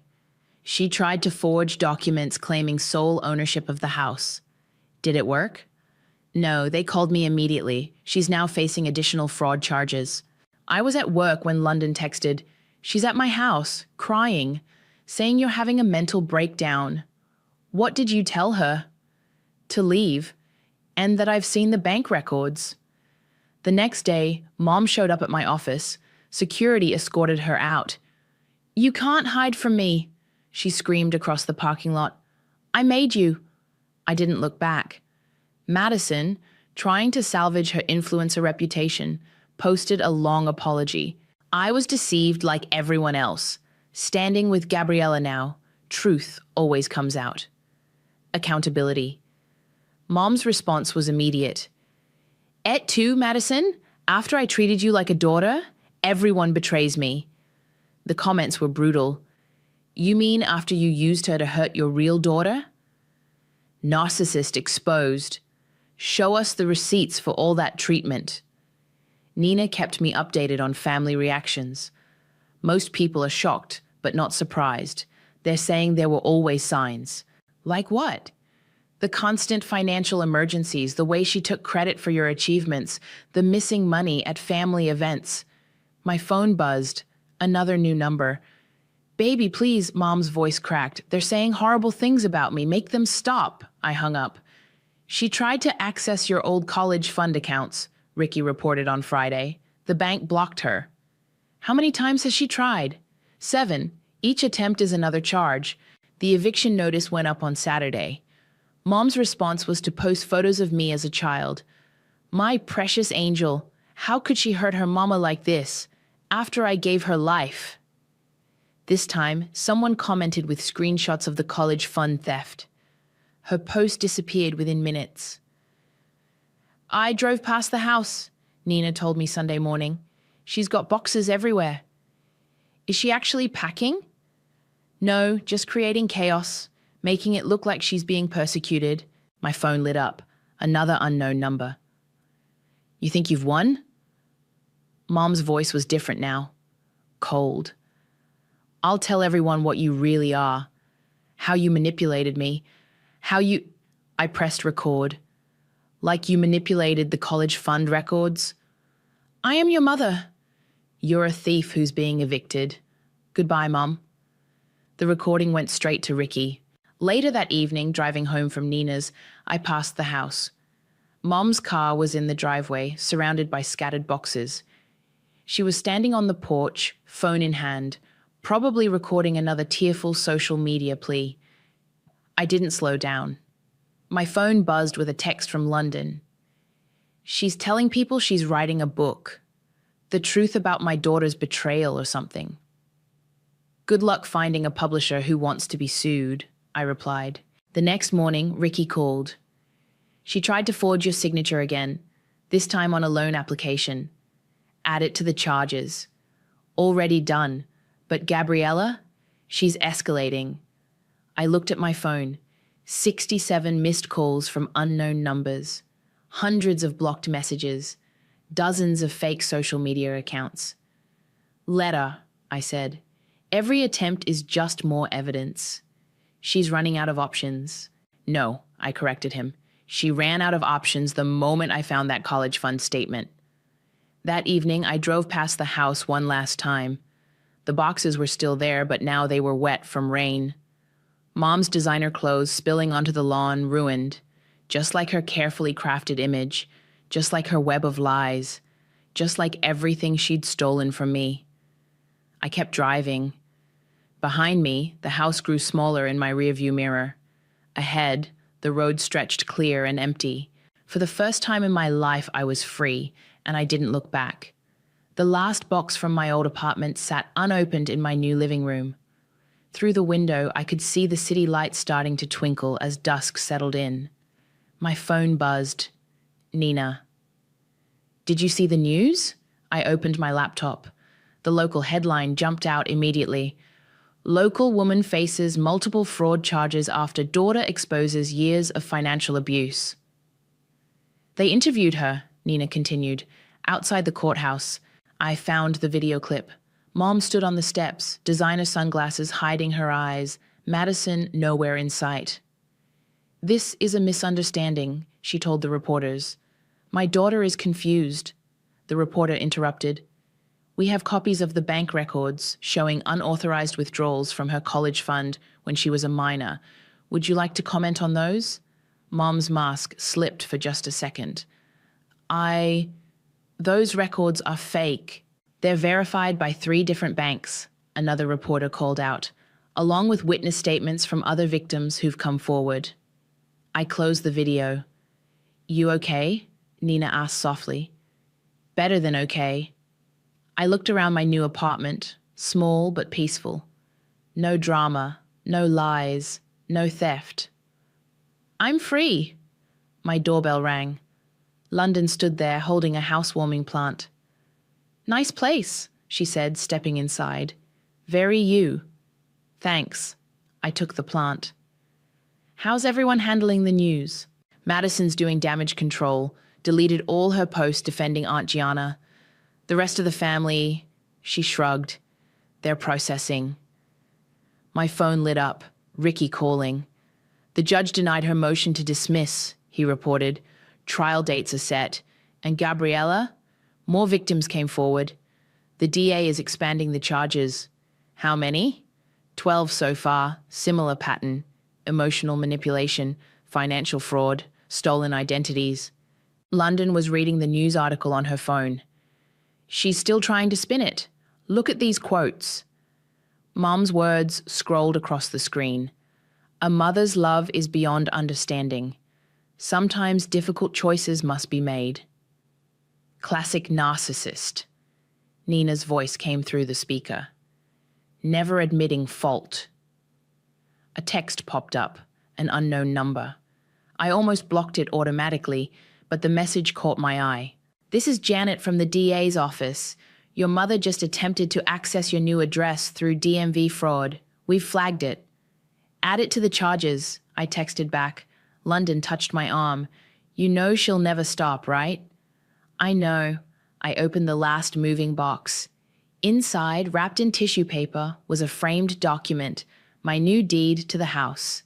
But she can't hurt me anymore. My phone buzzed again, a voicemail notification, Mom's latest number. I pressed play on speaker. Baby, please, I'm facing jail time.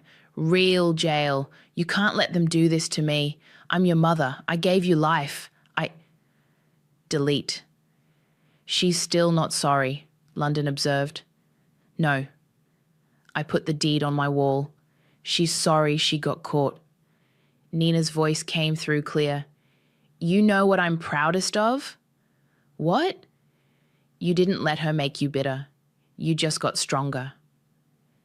I looked around my new space, at the peace I'd built, the boundaries I'd drawn, the truth I'd exposed. The funny thing is, I said, I used to dream about hearing her say, I'm sorry. Used to think that's what I needed. And now? London asked. Now I know better. I touched the deed on my wall. I didn't need her apology. I needed my freedom. My phone lit up with another news alert. Additional victims come forward in mother-daughter fraud case. They're calling you brave, London said, reading the comments. A hero for speaking up. I'm not a hero. I opened my curtains wider, letting in more city light. I'm just finally telling the truth. A final text came through from Ricky. DA offered a plea deal. She refused, says she's going to trial. Of course she is, Nina sighed. One last performance. Let her perform. I looked at my peaceful new home, my supportive real family, my truth finally set free. The audience already knows the ending. London hugged me suddenly. I'm sorry I didn't see it sooner. None of us did, Nina said. That's how abuse works. But Gabriella, you broke the cycle. My phone buzzed one last time, another unknown number. But this time I didn't even look. Instead, I opened my new windows wide, let the evening air flow in, listened to the city sounds below, life moving forward, truth breaking free, peace finally winning. The deed hung straight on my wall. The plant from London found its perfect spot. Nina's voice carried warmth through the speaker. No more lies, no more theft, no more manipulation, just truth, just peace, just freedom. Outside, the city lights brightened against the darkening sky. Inside, my new life waited, honest, clean, and mine, all mine, finally mine. I deleted the unknown number without checking it, and for the first time in my life, the silence felt like victory. I found the photo at 3 a.m, somewhere between changing Dad's sheets and organizing his morning pills. There she was, my sister Rose, lounging on pristine white sand in the Maldives, sipping something turquoise from a coconut. The timestamp showed last Tuesday, the same day I'd spent 12 hours in the ER while Dad fought off a chest infection. My name is Jacqueline, and I've spent the last 15 months watching my father fade away while my sister's Instagram following grows. The irony, she's built her brand on family wellness and caring for aging parents with grace. Jackie? Dad's voice carries weakly from his bedroom. Is that you? Coming, Dad. I set my phone down, the image of Rose's carefree smile burning in my mind. In his room, Dad's trying to sit up, his hands trembling, a symptom of his Parkinson's that's getting worse by the week. I heard you moving around, he says as I help adjust his pillows. You should sleep. I will soon. I check his oxygen levels with the finger monitor. 94%, better than yesterday. Need anything? Water? He shakes his head, then asks, Has Rose called? My throat tightens. She's busy with work, Dad. But she's handling all the medical bills and insurance, remember? Such a good girl, he mumbles, drifting back to sleep. Both my girls. I wait until his breathing evens out before retreating to the kitchen. The stack of clinic invoices Rose sent sits on the counter, each one printed on professional letterhead. I've never questioned them. Why would I? She's my sister, the one who promised Mom she'd help take care of Dad before Mom passed last year. My phone buzzes. Another Instagram notification. Rose is live streaming a morning meditation for caregivers. The comments pour in. You're such an inspiration. Thank you for showing us how to balance self-care with family duty. I open our text thread. Me. Where are you? Rose.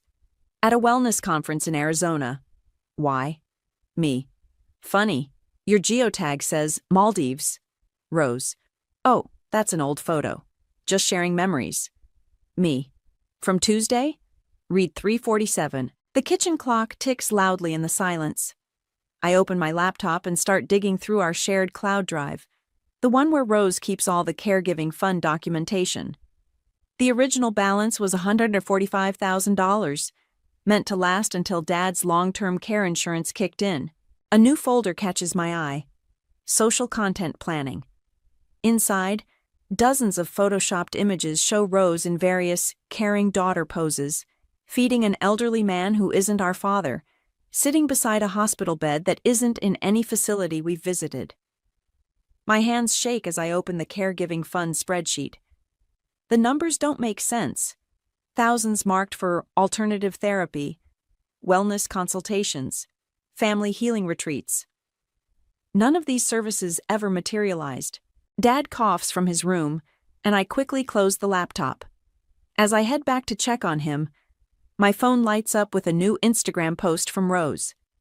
Feeling blessed to guide others through their caregiving journey. Remember, you can't pour from an empty cup. Wellness guide, Arfarsh, caring, daughter, Arharsh, self-care. The photo shows her in lotus position on a yacht, the same one I now realize was paid for with our father's care fund. The caption continues, join my exclusive Daughter's Duty workshop next month. Early bird pricing ends soon. I help Dad take a sip of water, adjust his compression socks, and check his medication chart. He smiles at me weakly, and I notice how much thinner his face has become. Did you see the pictures Rose sent? He asks.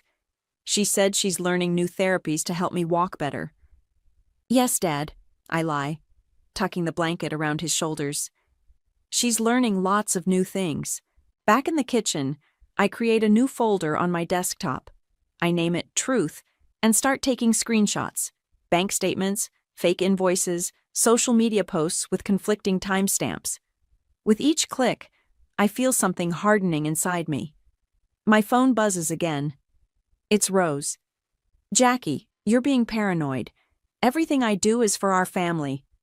The retreats help me be a better caregiver. You're just tired and stressed. Maybe you need a break? I stare at her message for a long time. Then I open my camera roll and zoom in on that Maldives photo. In the background, barely visible, is a receipt on her beach table. When I enhance the image, I can make out the total. $12,400. The same amount that was supposed to cover Dad's physical therapy for the next 6 months. Dawn is breaking outside our small suburban house. Soon I'll need to help Dad with his morning routine. Bathroom, breakfast, medications. Rose will probably post another inspirational quote about sisterly love and sacrifice. But right now, in these quiet moments before the day begins, I start writing. Every detail, every lie, every dollar spent on luxury while I changed our father's diapers. Because someday, maybe soon, everyone will know the truth about my sister's wellness journey, and I have the receipts to prove it. It's not what you think, Rose says, perched on the edge of my IKEA armchair like it might infect her designer outfit. Those trips were business investments. I'm building a platform to help people like us. I slide my laptop across the coffee table.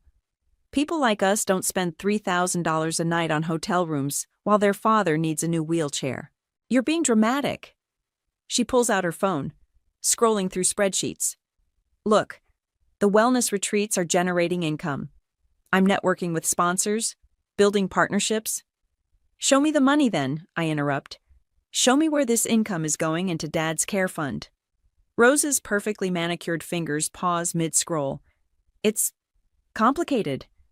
These things take time to materialize. From Dad's room, we hear him calling out, "Rose, is that you, sweetheart?" "Coming, Daddy."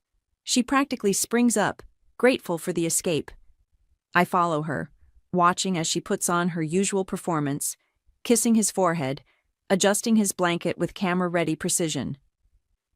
"Tell Jackie about the special therapy program," Dad says, his eyes bright with hope. "The one in New York you mentioned." I freeze. "What program?" Rose shoots me a warning look. "Oh, Daddy, remember? I said I was looking into options. Nothing's confirmed yet." "But the deposit," Dad starts. "Dad needs his medication," I cut in. "Rose, kitchen, now." In the kitchen, I pull up the Care Fund spreadsheet on my phone. "What deposit is he talking about?" "Jackie, listen." Rose lowers her voice. "I had to tell him something. He keeps asking why he's not getting better. I just wanted to give him hope. With money we don't have." I slam my hand on the counter. "The fund is empty, Rose. I checked.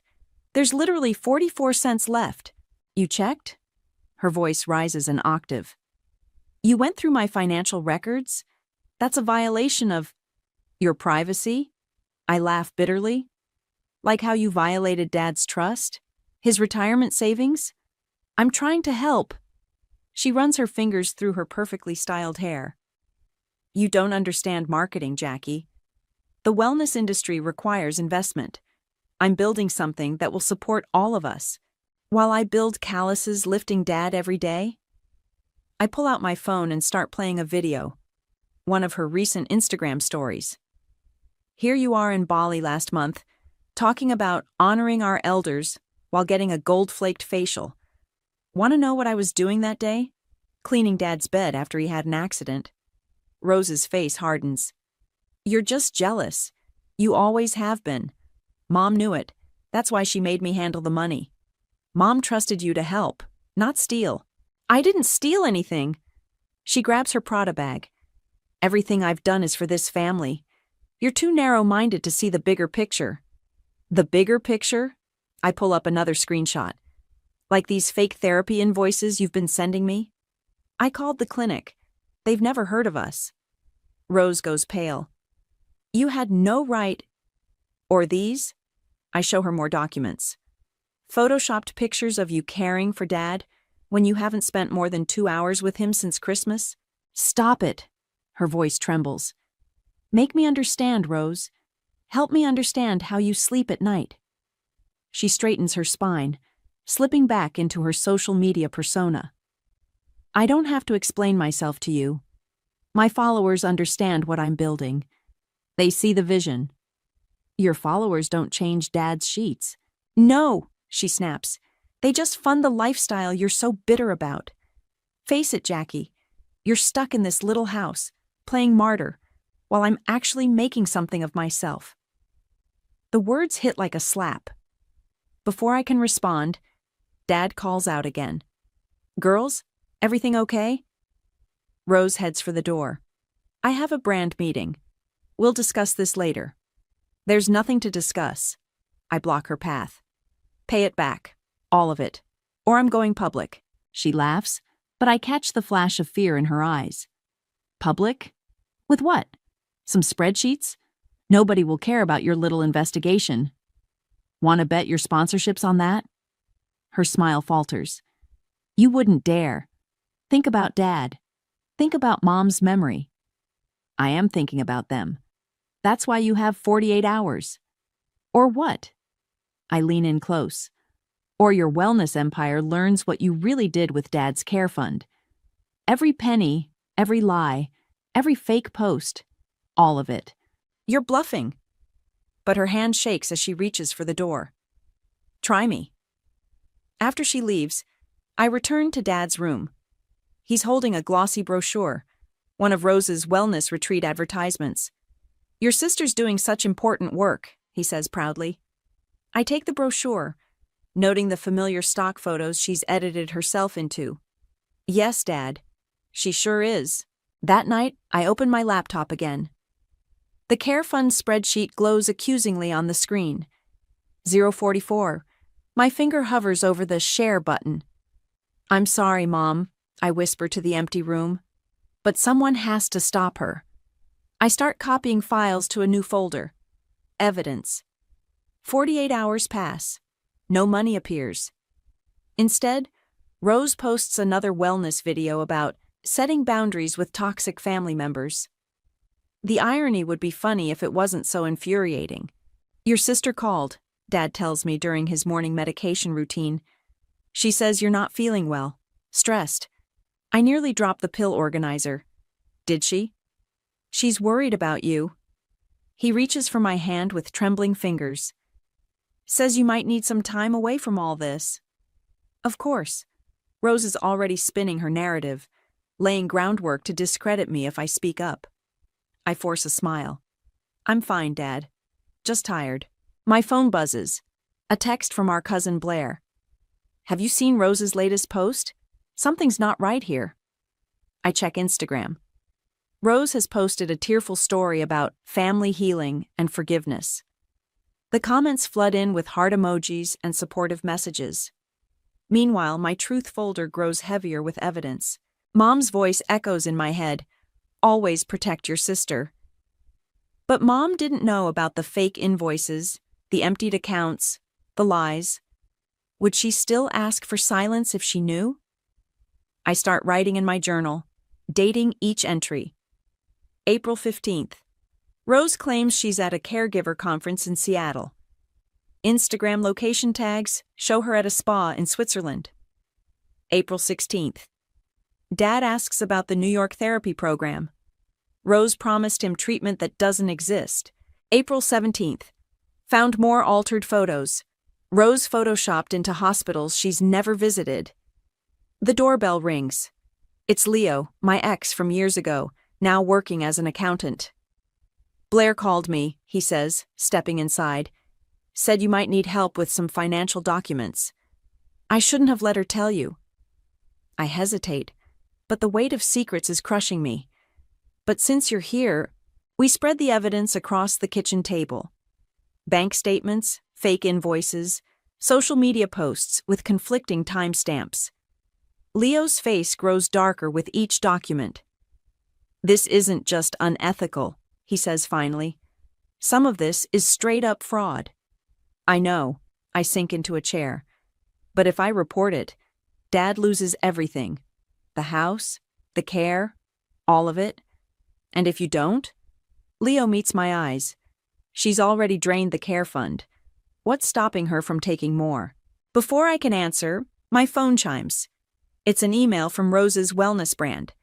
Exciting announcement. Join our exclusive Daughters in Duty retreat. Only $5,000 for early birds.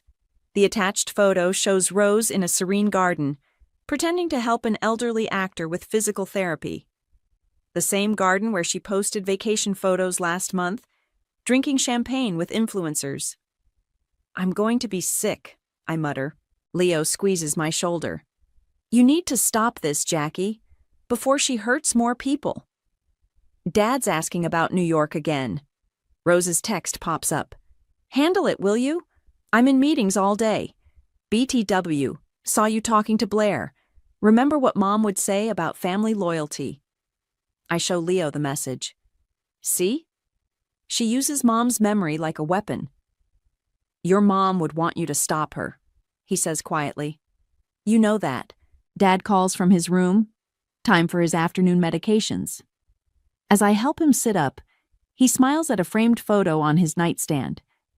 It's from last Christmas, the last time Rose actually visited. Your sister says she's learning amazing new treatments, he tells me excitedly. She's going to make me walk again. My heart shatters. Dad, I know it's expensive, he continues, but she says it's worth it. You'll see. Back in the kitchen, Leo is still reviewing documents. Jackie, look at this. He points to a bank statement. She started moving money from your dad's retirement account, too. The room spins. I grab my phone and open Instagram, where Rose is live streaming about authentic family connections from what looks like another luxury resort. Enough, I whisper. I create a new document and start typing, "To whom it may concern. My name is Jacqueline, and I'm writing to expose a fraud being perpetrated against vulnerable families." "Are you sure?" Leo asks.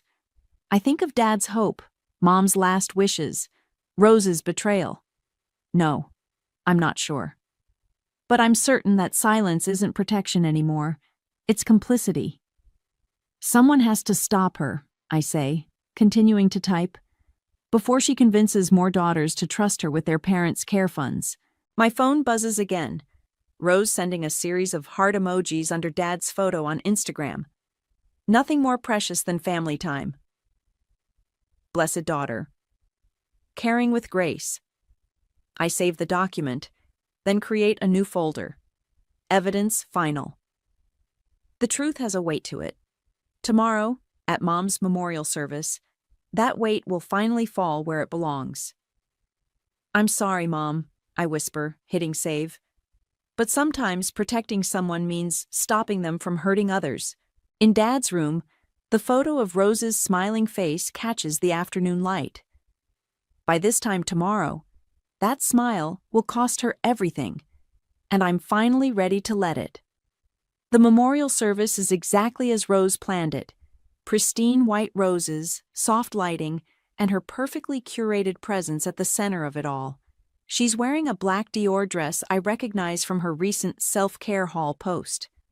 Price tag, $4,300. Almost exactly what Dad's new wheelchair would have cost. "Jackie." She air kisses my cheek. "You look tired. Have you been sleeping?" "Not really." I adjust Dad's wheelchair.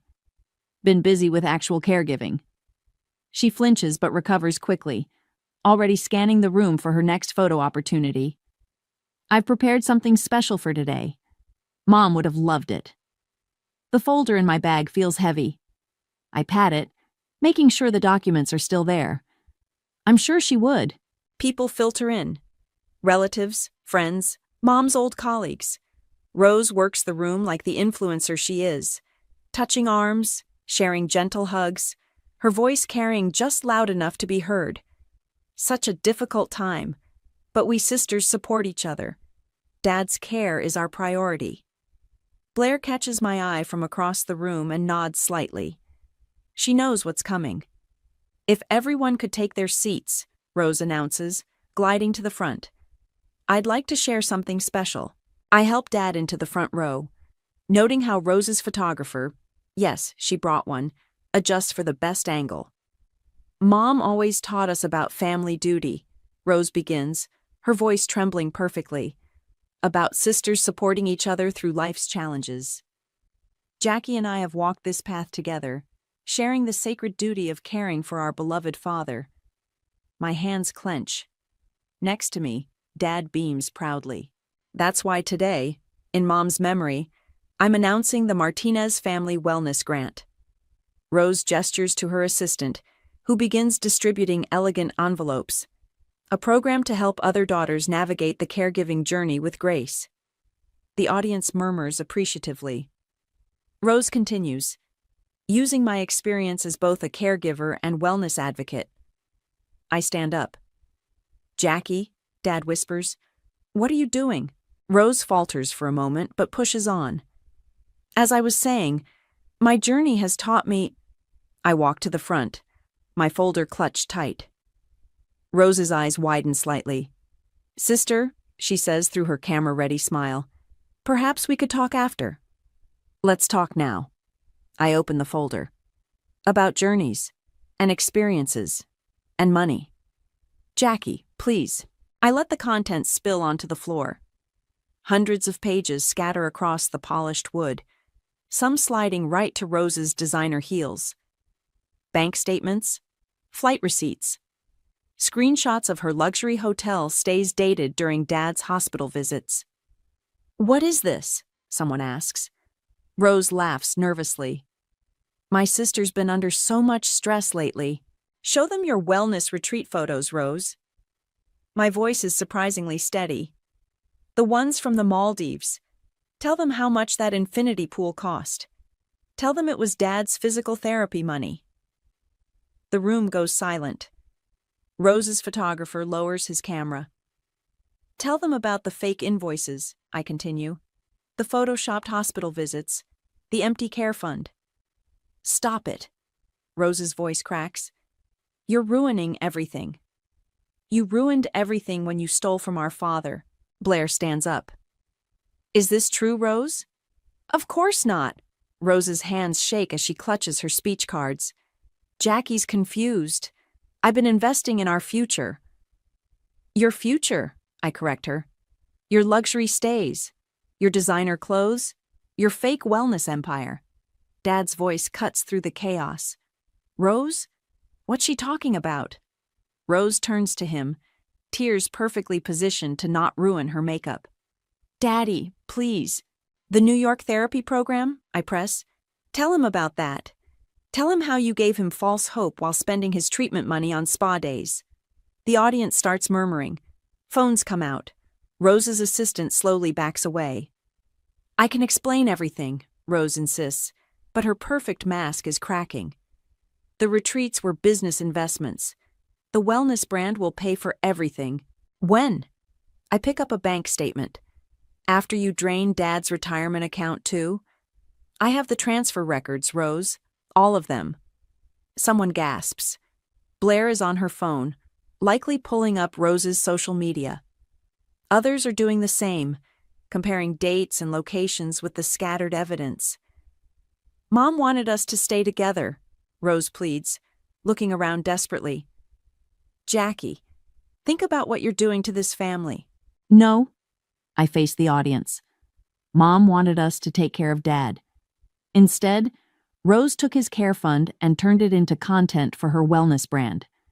Every post about daughter's duty was funded by money meant for his treatment. The photographer quietly packs his equipment and slips out. Rose's assistant follows. If anyone wants proof, I announce, it's all here. Every transaction, every lie, every fake post about caring for our father while she was actually in 5-star resorts. Rose stumbles backward, her perfect poise finally breaking. You'll regret this, she hisses. No. I look at Dad, who sits stunned in his wheelchair. I already regret not doing it sooner. As the evidence continues to spread across the floor, Rose's phone starts buzzing with notifications. Her sponsors are about to learn exactly what kind of wellness advocate they've been supporting. And in Mom's memorial service, surrounded by scattered proof of betrayal, the truth finally has its day. The next 4 hours unfold like a slow-motion car crash. Rose flees the memorial service, but her carefully constructed world starts crumbling in her wake. I've got screenshots of everything, Blair tells me, furiously typing on her phone. She's deleting posts, but I'm faster. Dad sits quietly in his wheelchair, staring at the scattered evidence. The New York therapy program, he whispers. It was never real, was it? I'm so sorry, Dad. I kneel beside him. I should have told you sooner. My phone explodes with notifications. Rose has started damage control. Dearest followers, my heart is heavy as I address recent false accusations. Family trauma can make people lash out in unexpected ways. My sister's struggles with caregiver burnout have led to misunderstandings. Misunderstandings? Blair scoffs. Let's see how her sponsors feel about these misunderstandings. I open Instagram and start typing. To everyone who followed my sister's wellness journey, here's the truth about where your workshop fees went. I attach the first batch of evidence. Bank statements showing transfers from the care fund directly to luxury hotels. Time-stamped photos of Rose at resorts during Dad's hospital stays. The fake therapy invoices. Rose calls immediately. I put her on speaker. Take it down, she screams. You're destroying everything I built. You built it with Dad's money. I was going to pay it back. The brand was almost profitable. Almost doesn't buy Dad's medication. Her voice turns venomous. You think you're so righteous? I'll tell everyone how you neglected him. How you're jealous of my success. How... Blair grabs my phone. Rose, shut up. Your assistant just sent us your entire Dropbox, including the folder labeled fake receipts. Silence. Then, Alex sent you what? Everything. Blair scrolls through her phone. Oh, look. Here's a spreadsheet tracking all the money you transferred from Uncle's retirement account. Should I share that too? You can't. Watch us. Rose hangs up. Minutes later, her main sponsor, a luxury CBD brand, comments on my post. We are investigating these serious allegations and pausing all collaborations with Rose effective immediately. The dominoes start falling. Other brands follow suit. Rose's wellness accounts begin hemorrhaging followers. Her latest workshop registration page disappears. My phone buzzes with a text from Leo. You did the right thing. How's your dad holding up? I look at Dad, who's reading through the evidence with trembling hands. She used my therapy money for a yacht trip? He asks quietly. Before I can answer, Rose launches her counterattack. A new Instagram story appears. Proof of my sister's lies. Watch the full video of Jackie's jealous breakdown. The video shows me at the memorial, but heavily edited. She's cut out all the evidence, making it look like an unstable rant. Nice try, Blair mutters, posting the unedited version from 3 different angles. But we came prepared. Rose's next text arrives like a bomb. You killed Mom's memory. You destroyed our family. I hope you're happy now. I start to reply, but Dad takes my phone. Let me. His message is simple. Rose, I've seen the truth. Come home and make this right. She doesn't respond. By evening, Rose's carefully curated empire is in flames. Her wellness brand's website goes dark. Sponsors publicly distance themselves. Former workshop attendees demand refunds. Look at this. Blair shows me her screen. Someone's created a hashtag. Asha Wellness Scammer. It's trending. Dad touches my hand. I need to lie down. As I help him to bed, he asks, will she come back? I don't know, Dad. She's still my daughter. His voice breaks.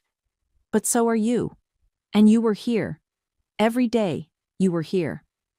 I tuck him in, check his oxygen levels, adjust his pillows, the same routine I've done for 15 months while Rose posted fake caregiver inspiration. My phone keeps buzzing. Messages pour in. My sister did the same thing. Thank you for exposing this. I lost my parents' savings to a similar scam. Rose makes one final post before her account goes dark. Taking time to heal from family trauma. Remember, your peace is paramount. Self-care, warshi sam boundaries. Blair sends me a screenshot from Rose's assistant Alex. I have more proof if you need it. The thing she made me edit. I create a new Instagram post.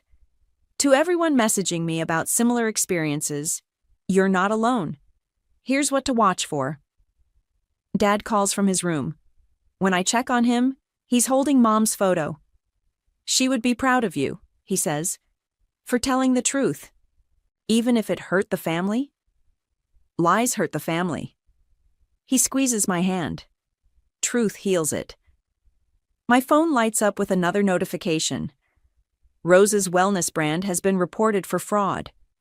The authorities want to talk. Sometimes karma arrives in Instagram comments. Sometimes it comes with legal consequences. And sometimes it looks like an empty social media account, finally stripped of its carefully filtered lies. 3 days after the memorial meltdown, my inbox is flooded with messages from strangers. Each one tells a similar story. My sister convinced my parents to invest in her life coaching business. My brother emptied our mother's retirement fund for his startup. I thought I was the only one dealing with this. I'm reading them at Dad's bedside when Blair bursts in. You need to see this. She holds up her phone. Rose has resurfaced on a new account with a video titled, My Truth Healing Through Mistakes. She's wearing no makeup, sitting on what looks like an expensive meditation cushion. Turn it off, I say, but Dad reaches for the phone. Please, he whispers. I need to hear.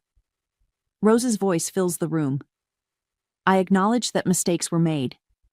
In my passion to help others, I may have blurred some lines, but my intention was always pure. Pure? Blair scoffs. Pure fraud, maybe. However, Rose continues, dabbing her eyes with an organic cotton tissue, the toxic energy of certain family members has forced me to reevaluate my journey. Dad hands the phone back. Enough. My own phone buzzes. A message from Leo. Coffee? You need a break. He's right. I haven't left the house since the memorial except for Dad's doctor appointments. Blair offers to stay with Dad, practically pushing me out the door. Leo's waiting at our old coffee spot, 2 cups already on the table. You look exhausted. Thanks, I laugh, sliding into the seat. That's exactly what every woman wants to hear. You know what I mean. He pushes a coffee toward me. How's your dad taking it? Better than me, actually.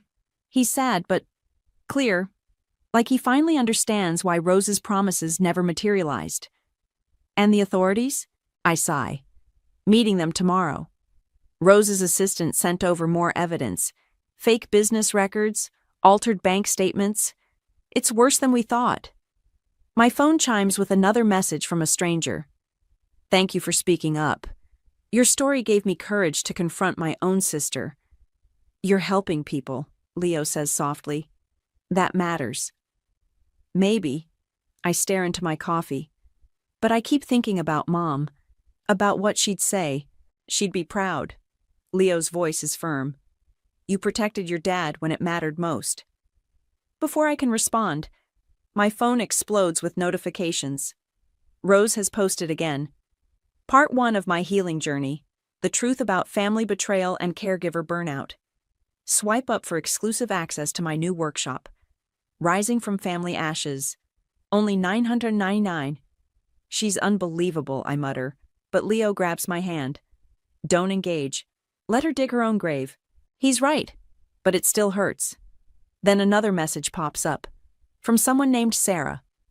I lost my mother's entire savings to my brother's investment opportunity. I was too ashamed to tell anyone. Your story made me realize I'm not alone. I'm pressing charges tomorrow. More messages follow. Started a support group for siblings of financial abusers. Finally told my family about my sister's scam. You gave us a voice. Leo squeezes my hand. See? This is bigger than Rose now. Back home, I find Dad and Blair looking through old family photos. Remember this? Dad holds up a picture of Rose and me as kids, building sandcastles. You always made sure her castle was bigger than yours. You were always protecting her, Blair adds. Even then. Not anymore, I say, just as my phone rings. It's Rose's assistant, Alex. She's deleting everything, Alex says, without preamble. But I kept copies. All the fake invoices, the photoshopped therapy sessions, everything. She made me help create them. Why are you telling me this? Because she's still scamming people. Alex's voice shakes.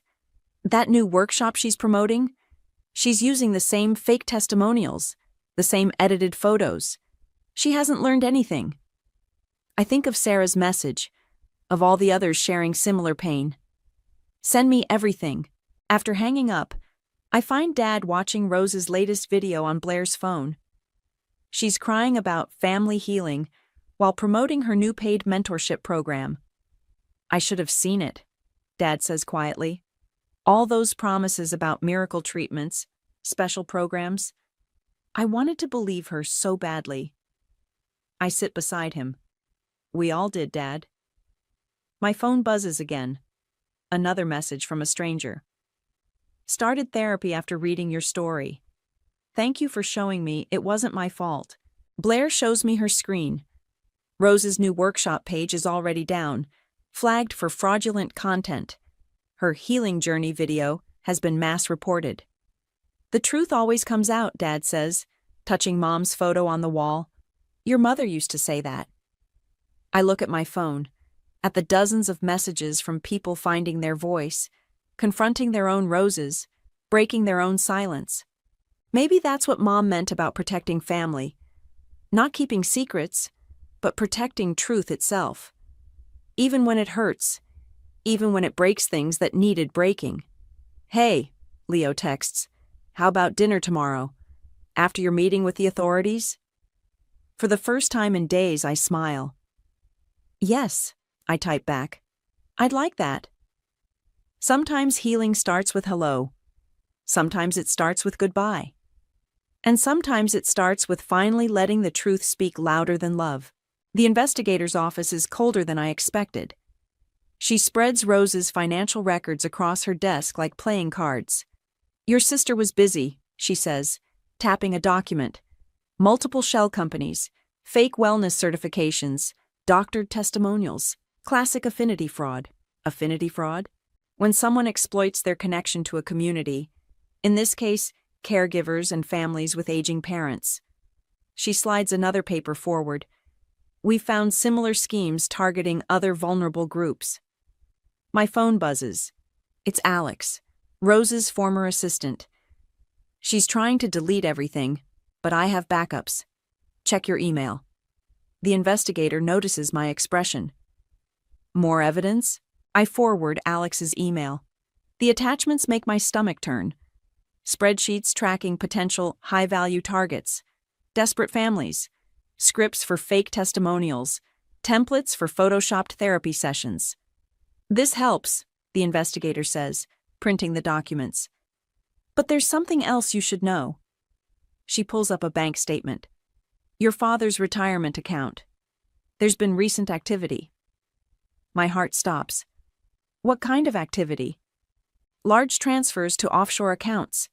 Started 3 days ago, right after your social media posts went viral." I grab my phone, calling Blair. "Check on Dad. Now." "He's right here," Blair answers. "We're watching his favorite show." "Why?"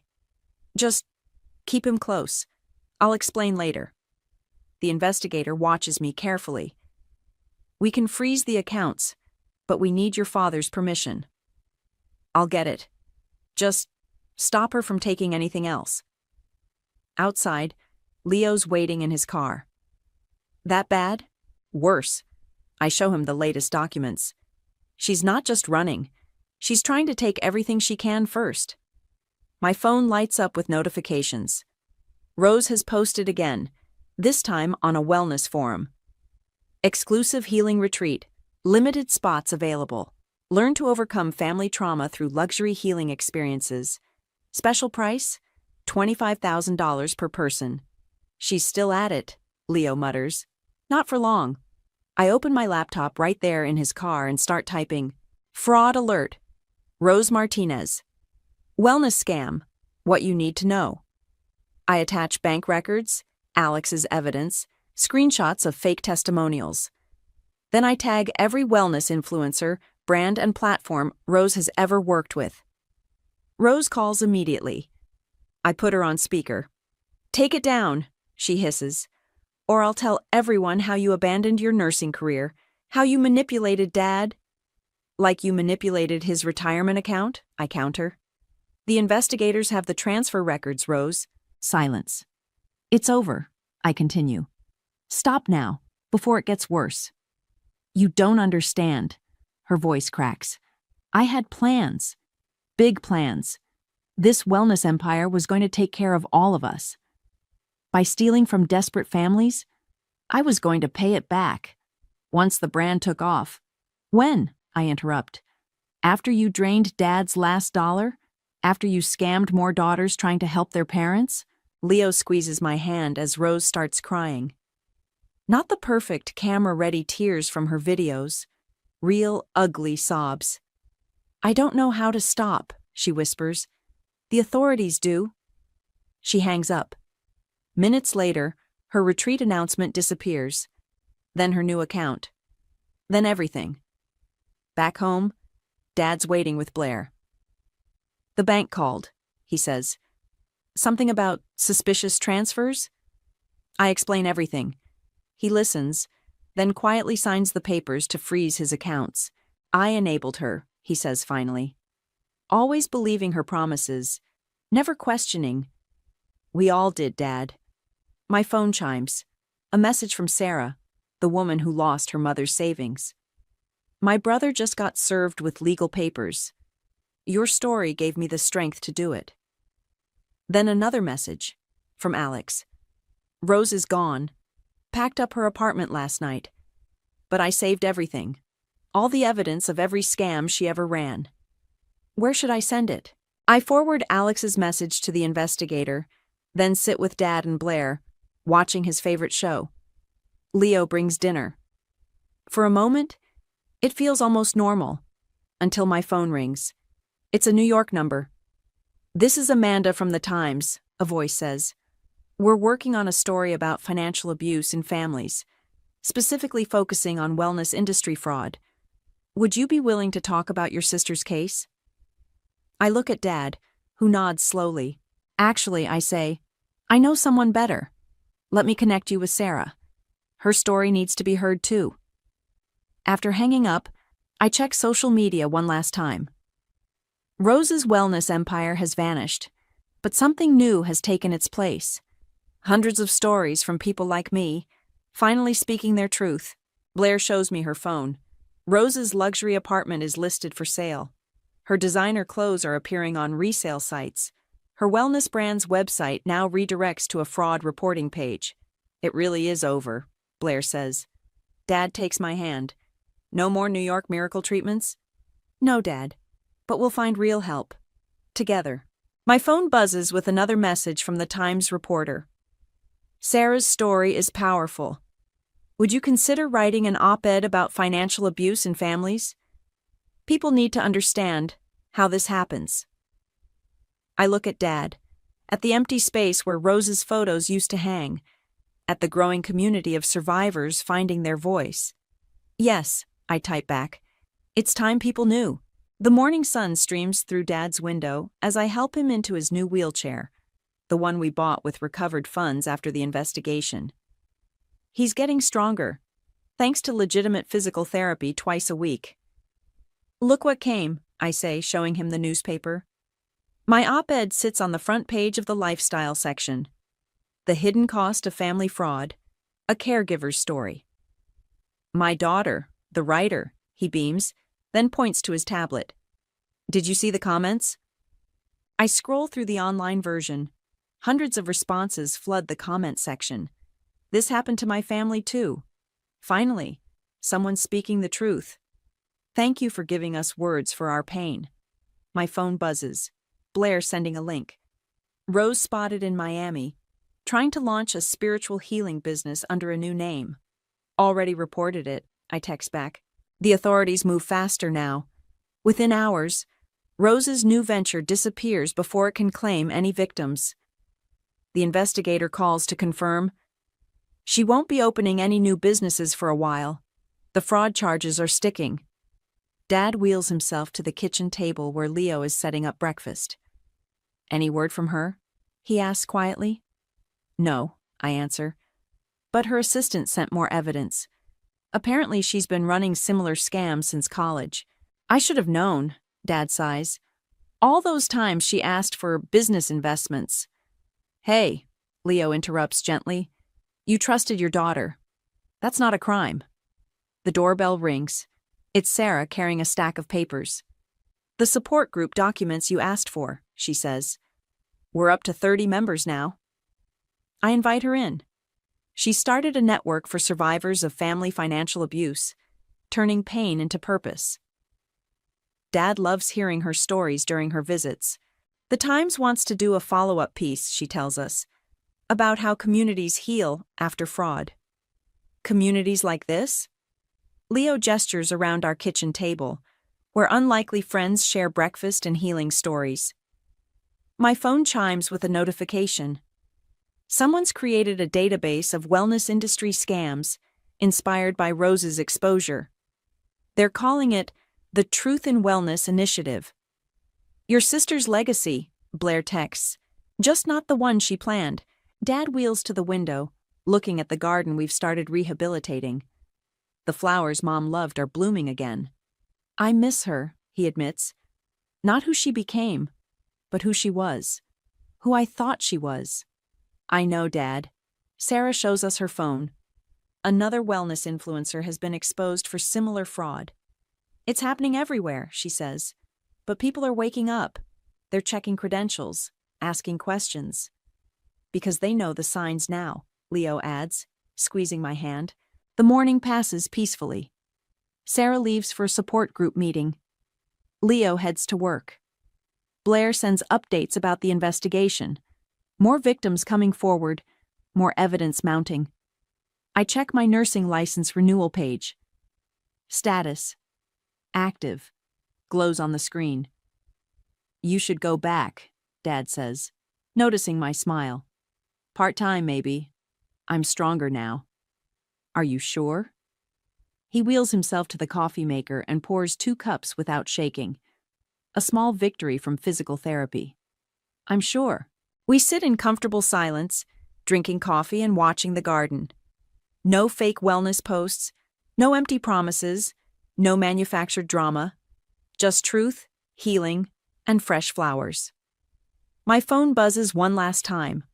A message from an unknown number. I'm sorry. It's Rose's number, but the words feel as hollow as her wellness empire. I show Dad the message. He takes my phone and types, "We're healing. Hope you are too." Then he deletes her number. That's enough social media for today, he says. Tell me about your nursing plans instead. As I share my ideas for balancing work and caregiving, I realize something. The weight of secrets is gone. No more checking Rose's posts. No more tracking lies. No more protecting false images. Sarah texts, "Support group tonight. Coming?" "Yes," I reply. Dad wants to share his story too. The garden catches the midday light, Mom's flowers turning their faces to the sun. On the kitchen table, the newspaper shows my truth in black and white. My phone fills with messages of solidarity, not surveillance. This is what healing looks like. Not filtered, not curated, not sold for $25,000 at a luxury retreat. Just honest growth, one real moment at a time. Dad hands me a garden trowel. Shall we plant those new bulbs? In the dirt, under the sun, we build something true together. No Instagram posts needed.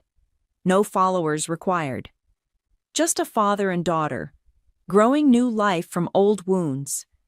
And somewhere, in all the broken pieces Rose left behind, we found something better than wellness. We found peace. Real, unfiltered, imperfect peace. And that's worth more than all the luxury retreats in the world. The phone rang at 2:47 p.m. on a Tuesday, and I knew immediately something was wrong.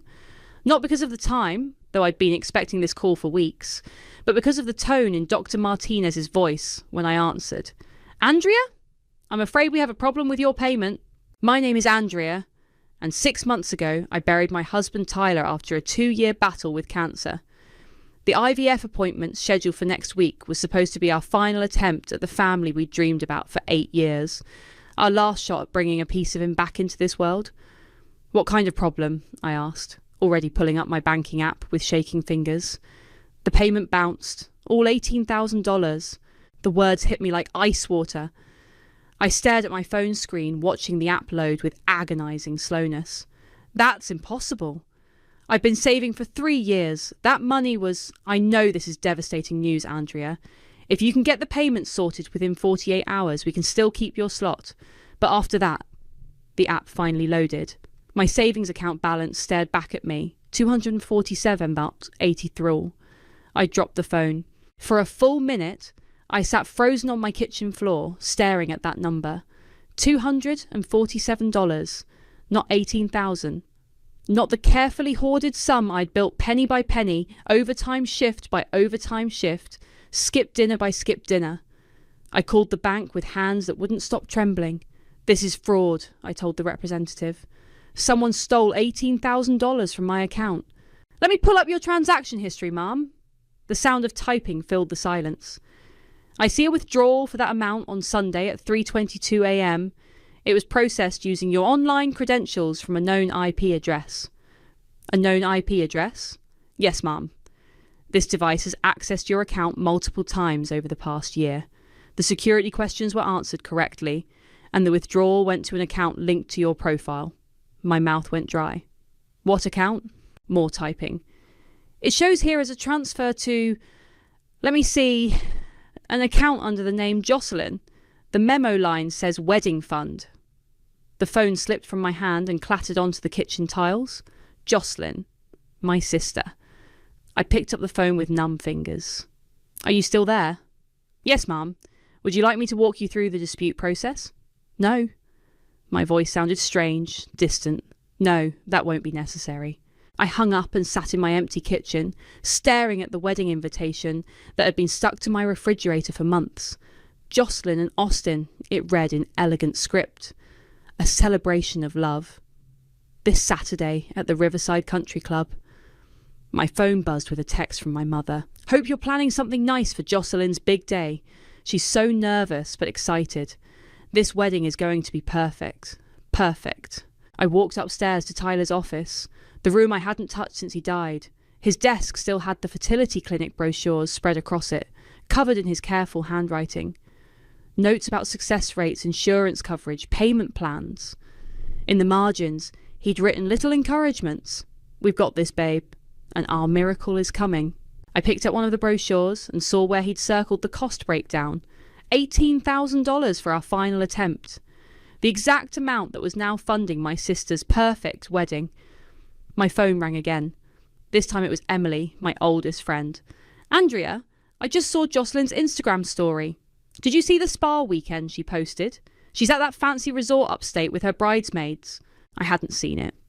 I'd stopped following Jocelyn's social media months ago, tired of watching her document every expensive meal and shopping spree while I ate ramen and worked double shifts.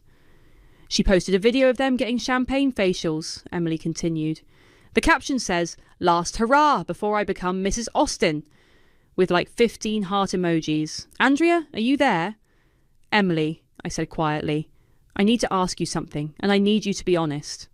Of course. Do you think Jocelyn would steal from me? The silence stretched so long, I thought the call had dropped. Andrea, Emily finally said, her voice careful. Why are you asking me that? Just answer the question. Another pause. Yes, I think she would. I closed my eyes. The money for my IVF is gone. All of it. Transferred to an account with her name on it. Oh my God. Andrea, I'm so sorry. What are you going to do? I looked at Tyler's notes, at his hopeful scribbles in the margins, at the future we'd planned that was now paying for someone else's party. I don't know yet, I said, but I'm going to find out exactly what she did with my money. Do you want me to come over? Not yet. I need to make a phone call first. I hung up and scrolled through my contacts until I found Jocelyn's number. My finger hovered over the call button for a long moment. Then I pressed it. Jocelyn answered on the fourth ring, breathless and giggling. Andrea! Oh my God, perfect timing. We just got back from the most amazing spa day. You should see my skin. It's literally glowing. Austin is going to die when he sees me walk down that aisle. Jocelyn, we need to talk. Sure, but make it quick. The girls are coming over in an hour for the rehearsal dinner prep, and I still need to do my nails. Did you get your dress sorted for Saturday? Please tell me you're not wearing black. It's a wedding, not a funeral. The casual cruelty of that last comment hit me like a slap. Where did you get the money for the spa weekend? What do you mean? I mean exactly what I said. Where did you get the money? Her voice shifted, became guarded. Austin and I have been saving. Why are you asking? $18,000 disappeared from my account on Sunday night. It was transferred to an account with your name on it. Silence. Jocelyn? That's crazy. Why would you even think? Because the bank told me. They have records of everything. The IP address, the security questions, all of it. I heard her take a shaky breath. Andrea, I can explain. Then explain. It's not what you think. What I think is that you stole my IVF money to pay for your wedding. Tell me I'm wrong. Another long pause. When she spoke again, her voice was smaller. I was going to pay you back. The admission hit me like a physical blow. I gripped the phone tighter. You were going to pay me back? Yes. Right after the honeymoon. Austin's getting this huge commission next month and... That was my baby money, Jocelyn. I know, but my last chance to have Tyler's baby. Andrea, please, just listen. How did you even access my account? You gave me your login information last year when you were in the hospital after Tyler's funeral. Remember? You asked me to pay some bills for you. I did remember. I'd been so broken, so lost in grief, that I couldn't handle basic tasks. Jocelyn had offered to help, and I'd been grateful. That was for emergencies, I said. This was an emergency! Do you know how much weddings cost? We were short and I panicked. And I knew you'd understand because family helps family, right? Family helps family? Yes. And I'm going to pay you back with interest, I swear. You can do IVF next month instead. What's the difference?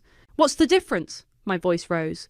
The difference is that I've been saving for 3 years. The difference is that I'm 41 years old and my fertility window is closing. The difference is that you stole from me. I borrowed from you, without asking. Because I knew you'd say no. Of course I would have said no. It's my money. But you don't even know if the IVF will work, she said, her voice getting defensive. You've tried 4 times already. Maybe it's time to accept that it's not meant to be. I felt something cold settle in my chest. What did you just say? I'm just being realistic. You're not getting any younger, and Tyler's gone, and maybe this is the universe telling you to move on. Move on? Yes. Find a new dream. This wedding is my one shot at the perfect day, Andrea. You can try IVF again anytime. I hung up. My hands were shaking so badly I could barely hold the phone. I called my mother. Andrea, honey, what's wrong? You sound upset. Mum, Jocelyn stole $18,000 from me. What? That's ridiculous. Jocelyn would never... She admitted it. She took my IVF money to pay for her wedding. A pause. Are you sure you're not misunderstanding something? I'm sure. Well, maybe she was just trying to help. You know how weddings are. So expensive, so stressful. I'm sure she meant to ask you first. She stole from me, Mom. Don't use that word. She's your sister. Then what word should I use? Look, Andrea, I know you're disappointed about the timing, but Jocelyn is getting married. This is the most important day of her life.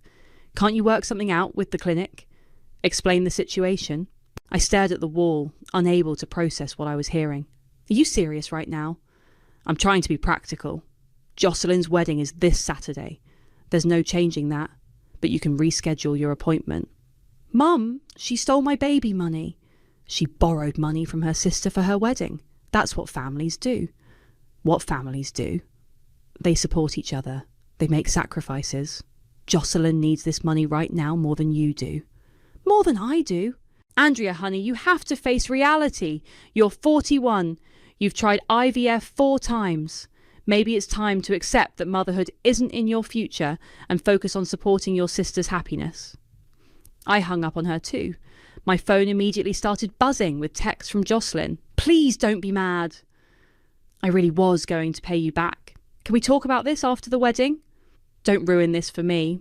I turned off my phone and sat in Tyler's chair, surrounded by his notes and dreams and plans for our future. The future that was now paying for centerpieces and champagne toasts. My phone buzzed one more time before the screen went dark.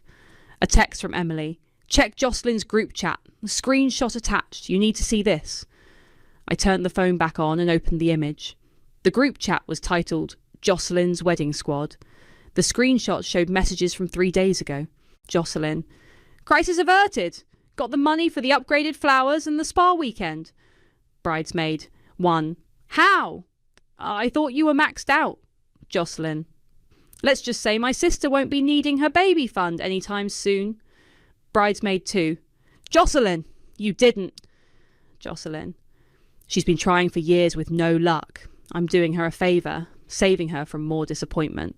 Plus she'll never miss it. She's been too depressed to check her account since Tyler died. Bridesmaid 1. You're terrible, but I love you. Jocelyn. What she doesn't know won't hurt her. And honestly, the barren ghost could use something else to focus on. The barren ghost. That's what my sister called me. I walked upstairs to the nursery. Tyler and I had started preparing before his diagnosis. The walls were still painted, the soft yellow we'd chosen, gender neutral, hopeful. The crib sat in the corner, still in its box. We'd been waiting to assemble it until we knew for sure. I I sat on the floor and opened the box, pulling out the instruction manual. Tyler's handwriting was in the margins here too. Can't wait to build this with you, babe. My phone rang. Emily. Andrea, please tell me you saw those screenshots. I saw them. I'm coming over. No, don't. I need to think. Think about what? You need to call the police. This is theft. The police won't help. She had my login information. Technically, she had access. Then sue her. With what money? She took everything I had. Emily was quiet for a moment. What are you going to do? I looked around the empty nursery, at the dreams scattered across the floor like broken toys. I don't know yet. You can't let her get away with this. Can't I? Andrea, she called you the barren ghost. She mocked your infertility to her friends. She stole your future and laughed about it. I know what she did. Then do something about it. I hung up and went back downstairs to Tyler's office. I opened his laptop and logged into our shared email account. There were dozens of messages from the fertility clinic, insurance companies, specialists. Years of hope and disappointment documented in careful detail. I scrolled through until I found what I was looking for. The email from Dr. Martinez confirming our final appointment. The one that would use the last of our insurance coverage, the last of our savings, the last of our chances. This is it, Tyler had said when we got the confirmation. Our miracle baby is coming. I closed the laptop and walked to our bedroom. In the closet, behind Tyler's suits that I couldn't bring myself to donate, was a small box. Inside were ultrasound photos from our 4 failed attempts. 4 tiny grey blurs that never became babies. My phone buzzed with another text from Jocelyn. Please call me back. We can figure this out. I deleted it without responding. The next text came from my mother. Jocelyn is very upset. She says you're threatening to ruin her wedding.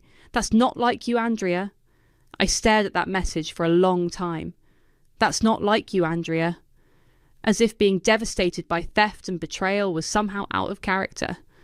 As if I was supposed to smile and congratulate my sister on her beautiful wedding funded by my stolen dreams. I called Emily back. I changed my mind. Come over. She arrived 20 minutes later with Chinese takeout and a bottle of wine. You look terrible, she said, setting the food on my kitchen counter. Thanks. I mean it. When's the last time you ate? I couldn't remember. Emily opened containers and handed me chopsticks. Eat first, then we plan. Plan what? Your response to this? There is no response. She won. I lost. End of story. Emily sat across from me and grabbed my hands. Listen to me. I've known you since we were 12 years old. You are not a quitter. I'm not a fighter either. Bullshit. You fought for Tyler through 2 years of cancer. You fought through 4 rounds of IVF. You fought to save every penny for this last chance. You are absolutely a fighter. Fighting didn't save Tyler. Fighting didn't give me a baby. Fighting doesn't get my money back. No, but it might get you justice. What kind of justice? Emily pulled out her phone and showed me more screenshots. The kind where everyone knows exactly who Jocelyn really is. The new screenshots showed more messages from the group chat. Jocelyn. Andrea's being so dramatic about this, acting like I murdered someone. Bridesmaid 1. Maybe she'll get over it by Saturday. Jocelyn. She better. I'm not having my perfect day ruined by her fertility issues. Bridesmaid 2. What if she doesn't come to the wedding? Jocelyn. Good. Less drama. She's been such a downer since Tyler died anyway. I set the phone down carefully. Where did you get these? Bridesmaid number 2 is my cousin Sarah. She's horrified by what Jocelyn's saying. She's been forwarding me everything. There's more? Emily nodded and swiped to another screenshot. This one made my blood run cold. It was a conversation between Jocelyn and my mother from yesterday, Mom. Andrea called me very upset about money. Jocelyn. I told you she'd find out eventually, Mum. You said you'd handle this quietly. Jocelyn. I tried. She's being impossible. Mum. Well, we can't change it now. The deposits are paid. Jocelyn. Exactly. She'll get over it. She always does. Mum. I'll talk to her. Remind her that family comes first. Jocelyn. Thanks, Mum. I knew you'd understand. Andrea's always been dramatic about money. I read the conversation 3 times before the full impact hit me. My mother knew, I said quietly. She helped plan it, Andrea. Look at the timestamps. This conversation happened before you even found out the money was missing. I stood up and walked to the window. Outside, my neighbours were living their normal lives. Walking dogs, checking mail, existing in a world where sisters didn't steal from sisters and mothers didn't conspire against daughters. They planned this together, I said. Yes. They knew it would destroy my last chance at having Tyler's baby, and they did it anyway. Yes. I turned back to Emily. You said something about justice. I did. What did you have in mind? Emily smiled, and for the first time in days I felt something other than despair. Well, she said, Jocelyn's wedding is in 4 days, and thanks to Sarah we have access to everything they're saying about you. And I think it's time everyone else had access too. Emily opened her laptop on my kitchen table and pulled up a folder labelled Evidence. I've been collecting everything since you called me yesterday, she said. Screenshots, bank records, everything Sarah sends me from the group chat. How much is there? Enough to bury her. Emily clicked through files. Look at this. The screen showed a bank transfer confirmation. $18,000 from my savings account to an account labelled J Wedding Fund on Sunday at 3:22 a.m. I pulled this from your online banking when you gave me your login yesterday. And look at this. Another screenshot showed Jocelyn's Instagram story from Monday morning. She was at a luxury spa, champagne glass in hand, caption reading, pre-wedding pampering, nothing but the best for the bride-to-be, Tessie, blessed and high, worth it. She posted this 12 hours after stealing your money, Emily said. How did you get into her Instagram? I didn't. These are all public posts. She's been documenting everything. Emily scrolled through more images. Spa weekend, designer dress alterations, upgraded flowers, premium bar package. She's literally showing off everything she bought with your money. My phone buzzed. Another text from Jocelyn. I know you're mad, but please don't do anything crazy. This is my wedding week. I showed Emily the message. She snorted. Too late for that. She opened another folder. Sarah sent me this an hour ago. The new screenshot showed Jocelyn in the group chat from this morning. Jocelyn. Andrea's being psycho about this money thing. She actually thinks I stole from her. Bridesmaid 1. Didn't you though? Jocelyn. I borrowed it. There's a difference. She's just mad because her fertility treatments never work anyway. Bridesmaid 2. Jocelyn, that's harsh. Jocelyn. It's true though. She's wasted like 80k on trying to have a baby and has nothing to show for it. At least my wedding will actually happen. Bridesmaid 1. What if she tries to stop the wedding? Jocelyn. With what? She has no money and no proof I did anything wrong. Plus mum's on my side, our bridesmaid 2. Your mum knows about this? Jocelyn. She helped me figure out Andrea's security questions. Mum agrees that Andrea needs to move on from the baby thing and focus on supporting family. I stared at the screen. My mother helped her guess my security questions? Looks like it. What were they? Tyler's birthday, our anniversary, our dog's name. I felt sick. She knew all of those. Emily pulled up another file. There's more. Sarah said Jocelyn's been bragging about this for weeks. This screenshot was older, from 3 weeks ago. Jocelyn. Found the perfect solution to our money problem. Bridesmaid 1. What? Jocelyn. Andrea has like 20k just sitting in savings for another failed IVF attempt. She'll never even notice if some goes missing. Bridesmaid 2. You can't be serious. Jocelyn. She's been so depressed since Tyler died she barely checks her accounts. And honestly, I'd be doing her a favour. Saving her from more disappointment. Bridesmaid 1. That's your sister's money though. Jocelyn. And she's my sister. Family helps family. She'll understand eventually. She planned this for weeks, I said. Gets worse. Emily opened another file. This is from last week. Jocelyn. Operation Wedding Fund is a go. Mom's helping me get into Andrea's account tonight. Mom. Are you sure about this? What if she finds out? Jocelyn. She won't. And if she does, we'll deal with it then. The wedding is more important than her baby fantasy. Mum. I suppose you're right. She can always try IVF again later. Jocelyn. Exactly. But I only get one wedding day. I pushed back from the table. I need air. Emily followed me onto the back porch. Andrea, I know this is overwhelming, but we have everything we need. Bank records, screenshots, timestamps. We can prove exactly what they did and when. What's the point? The money's spent, the wedding's in 3 days. The point is that everyone will know the truth. And then what? Jocelyn still gets married. My mother still chose her over me. I still don't get my baby. Emily sat next to me on the porch steps. No, but you get something else. What? You get to stop being the victim. My phone rang. Unknown number. Hello? Is this Andrea? This is Marcus. I'm a tech recovery specialist. Your friend Emily hired me to help with some deleted messages. I looked at Emily, who nodded. What did you find? Quite a bit, actually. The subject deleted several conversations from her phone, but they were backed up to cloud storage. I've recovered about 3 months of messages between her and someone listed as Mom discussing your financial accounts. Can you send those to Emily? Already did.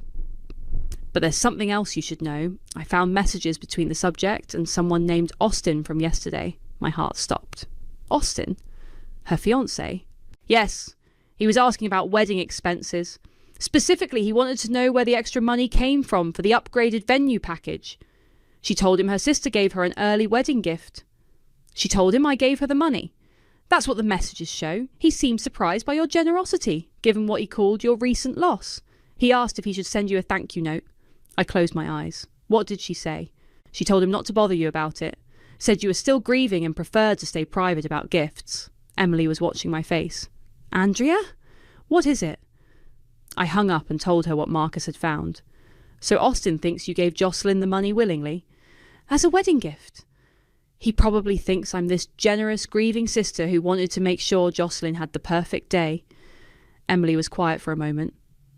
You know what this means, right? That he's going to marry someone who lies to his face? That he deserves to know the truth. I looked at Emily. You think I should tell him? I think he's about to legally bind himself to someone who steals from family and lies about it. If that were me, I'd want to know. My phone buzzed with a text from an unknown number. Hi, Andrea. This is Austin.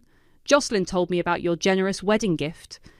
I can't thank you enough for helping make our day special, especially given everything you've been through. You're an amazing sister. I showed Emily the message. Well, she said, that settles it. Settles what? Whether Austin deserves to know who he's marrying. I stared at the message for a long time. Austin seemed like a decent guy. He'd always been polite at family gatherings, never treated me like the pitied widow or the barren sister. He was thanking me for a gift I never gave, praising me for generosity that was actually theft. How do I even begin to tell him? Emily smiled. Carefully, and with evidence. Emily helped me set up a burner email account that night. We spent an hour crafting the perfect message to Austin. Keep it simple, Emily said. Don't sound crazy or vindictive. I typed, Austin, there are some things about your wedding expenses you should know. The money Jocelyn told you came from me as a gift was actually taken from my account without permission. I have proof if you're interested in seeing it. Too direct, Emily said. He'll think it's spam or someone trying to cause drama. I deleted it and tried again. Austin, I'm concerned about some financial irregularities regarding your wedding. Would you be willing to meet for coffee to discuss? Better, but still vague. He needs to know this is serious, on the third try. Austin, this is Andrea. I need to speak with you urgently about the source of your wedding funding. What Jocelyn told you isn't true. Can we talk? Emily nodded. Send it. I hit send at 11:47 p.m. and immediately regretted it. What if he showed Jocelyn? What if this backfired completely? Austin replied within 10 minutes. Andrea, is this really you? What do you mean the funding isn't true? Jocelyn said you gave us money as a wedding gift. I typed back. I never gave Jocelyn any money. She took it from my account without asking. $18,000. That was meant for my final IVF attempt. The typing indicator appeared and disappeared several times. Finally, that's a serious accusation. Do you have proof? Yes. Bank records, screenshots, everything. She's been planning this for weeks. This is hard to believe. Jocelyn wouldn't steal from family. I sent him the bank transfer screenshot showing the 3:22 a.m. withdrawal. 5 minutes passed. Then, why would she lie to me about this? I don't know, but she did. And there's more. More? I sent him the screenshot of Jocelyn calling me the barren ghost and mocking my infertility. This time the silence stretched for 20 minutes when he finally responded, Where did you get this? From someone in her wedding group chat. There are dozens of messages like this. I need to see them. All of them. Everything you have. I looked at Emily, who nodded.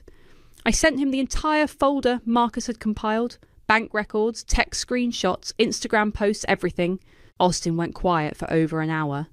At 1:30 a.m. he messaged, I can't sleep. Can we meet tomorrow? Where? Somewhere private. I don't want Jocelyn to know about this yet. We agreed to meet at a coffee shop across town at 2 p.m.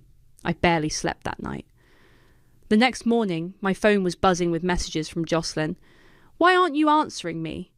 Mom says you're being unreasonable. I'm trying to fix this, but you won't talk to me. Don't ruin my wedding week over money. I said I'd pay you back after the honeymoon. I deleted them all without responding. At 1:45 p.m, I sat in the coffee shop with a folder containing printed copies of everything. Austin walked in exactly at 2 p.m, looking like he hadn't slept either. Andrea! He sat across from me, his usual smile nowhere to be found. Thanks for meeting me. I've been staring at those screenshots all night. He rubbed his face. Tell me this is some kind of misunderstanding. I wish I could. The bank records are real. I slid the folder across the table. Everything's in there. Timestamps, transaction details, the group chat messages, all of it. Austin opened the folder and went through each page slowly. When he got to the screenshot of Jocelyn calling me the barren ghost, he stopped. She really wrote this? 3 days ago. And this conversation with your mother about helping her access your account? Last week. He closed the folder and leaned back in his chair. I asked her yesterday where the extra money came from for the upgraded flowers and the spa weekend. She said you insisted on contributing more to make the day special. I didn't even know about the spa weekend until Emily told me. She showed me a text she said was from you, saying you wanted to help because Tyler would have wanted that. My stomach dropped. She forged texts from me. Apparently, Austin pulled out his phone and showed me a message thread. Look at this. The conversation showed Jocelyn forwarding him a text supposedly from me. Please use this for whatever will make your day perfect.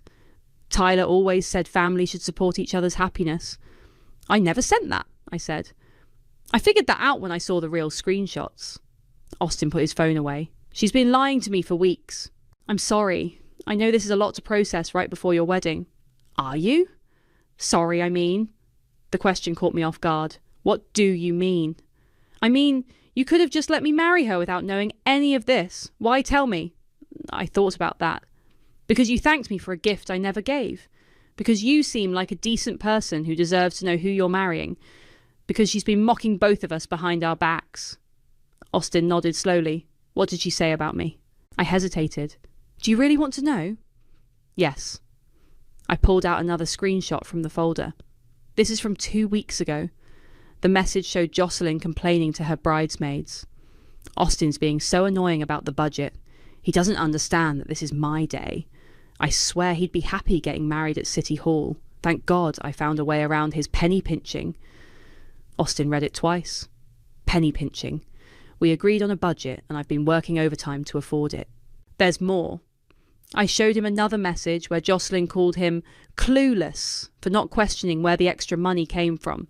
She thinks I'm stupid, he said quietly. She thinks we both are. Austin sat in silence for several minutes staring at the folder. Finally, he looked up at me. What are you going to do about this? I don't know yet. What are you going to do? I don't know either. He paused. The wedding is in 2 days. I know. All the deposits are paid. The guests are flying in. Her dress is altered.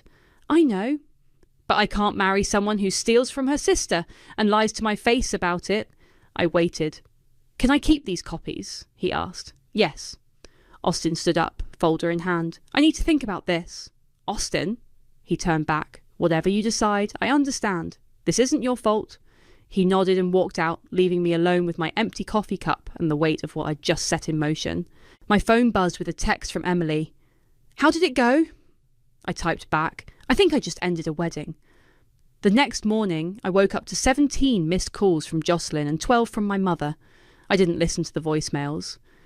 Emily arrived at 9 a.m. with coffee and bagels. Any word from Austin? She asked. Nothing. But look at this. I showed her my phone. The missed calls had started at 6:30 a.m. They know something's up. My phone rang again. Jocelyn. I let it go to voicemail, then played it on speaker. Andrea, what the hell did you do? Austin's acting weird and asking me all these questions about money. If you said something to him, I swear to God I will never forgive you. Call me back right now. Emily raised an eyebrow. Subtle. The next voicemail was from my mother. Andrea, Jocelyn is very upset. She says you're trying to sabotage her wedding. This needs to stop. Call me immediately. They're panicking, Emily said. My phone buzzed with a text from Austin. Can we meet again? Same place, 1 hour. I showed Emily. He wants to meet. Good or bad? I guess I'll find out. An hour later, Austin was already at the coffee shop when I arrived. He looked exhausted. I confronted Jocelyn last night, he said without preamble. How did that go? She denied everything at first, said you were lying, that you were jealous of her happiness, that grief was making you delusional. But I had the screenshots. When I showed her the group chat messages, she broke down and admitted it. I sat down across from him. What did she say? That she panicked about money and made a mistake. That she was going to pay you back after our honeymoon. That you were being dramatic because the IVF probably wouldn't work anyway. She said that to you? She said a lot of things. Austin rubbed his temples. She kept saying it was just money, that families should support each other, that you'd understand eventually. And what did you say? I asked her how she'd feel if I stole $18,000 from her sister to pay for something I wanted. She said that was different. Different how? Because her sister would never need fertility treatments. The casual cruelty of that statement hit me like a physical blow. Austin saw my reaction. I'm sorry, I shouldn't have repeated that. No, I'm glad you did. Now I know exactly what she thinks of me. Austin was quiet for a moment. There's something else. What? I asked her about the forged text messages, the ones where she pretended you were giving us money willingly. What did she say?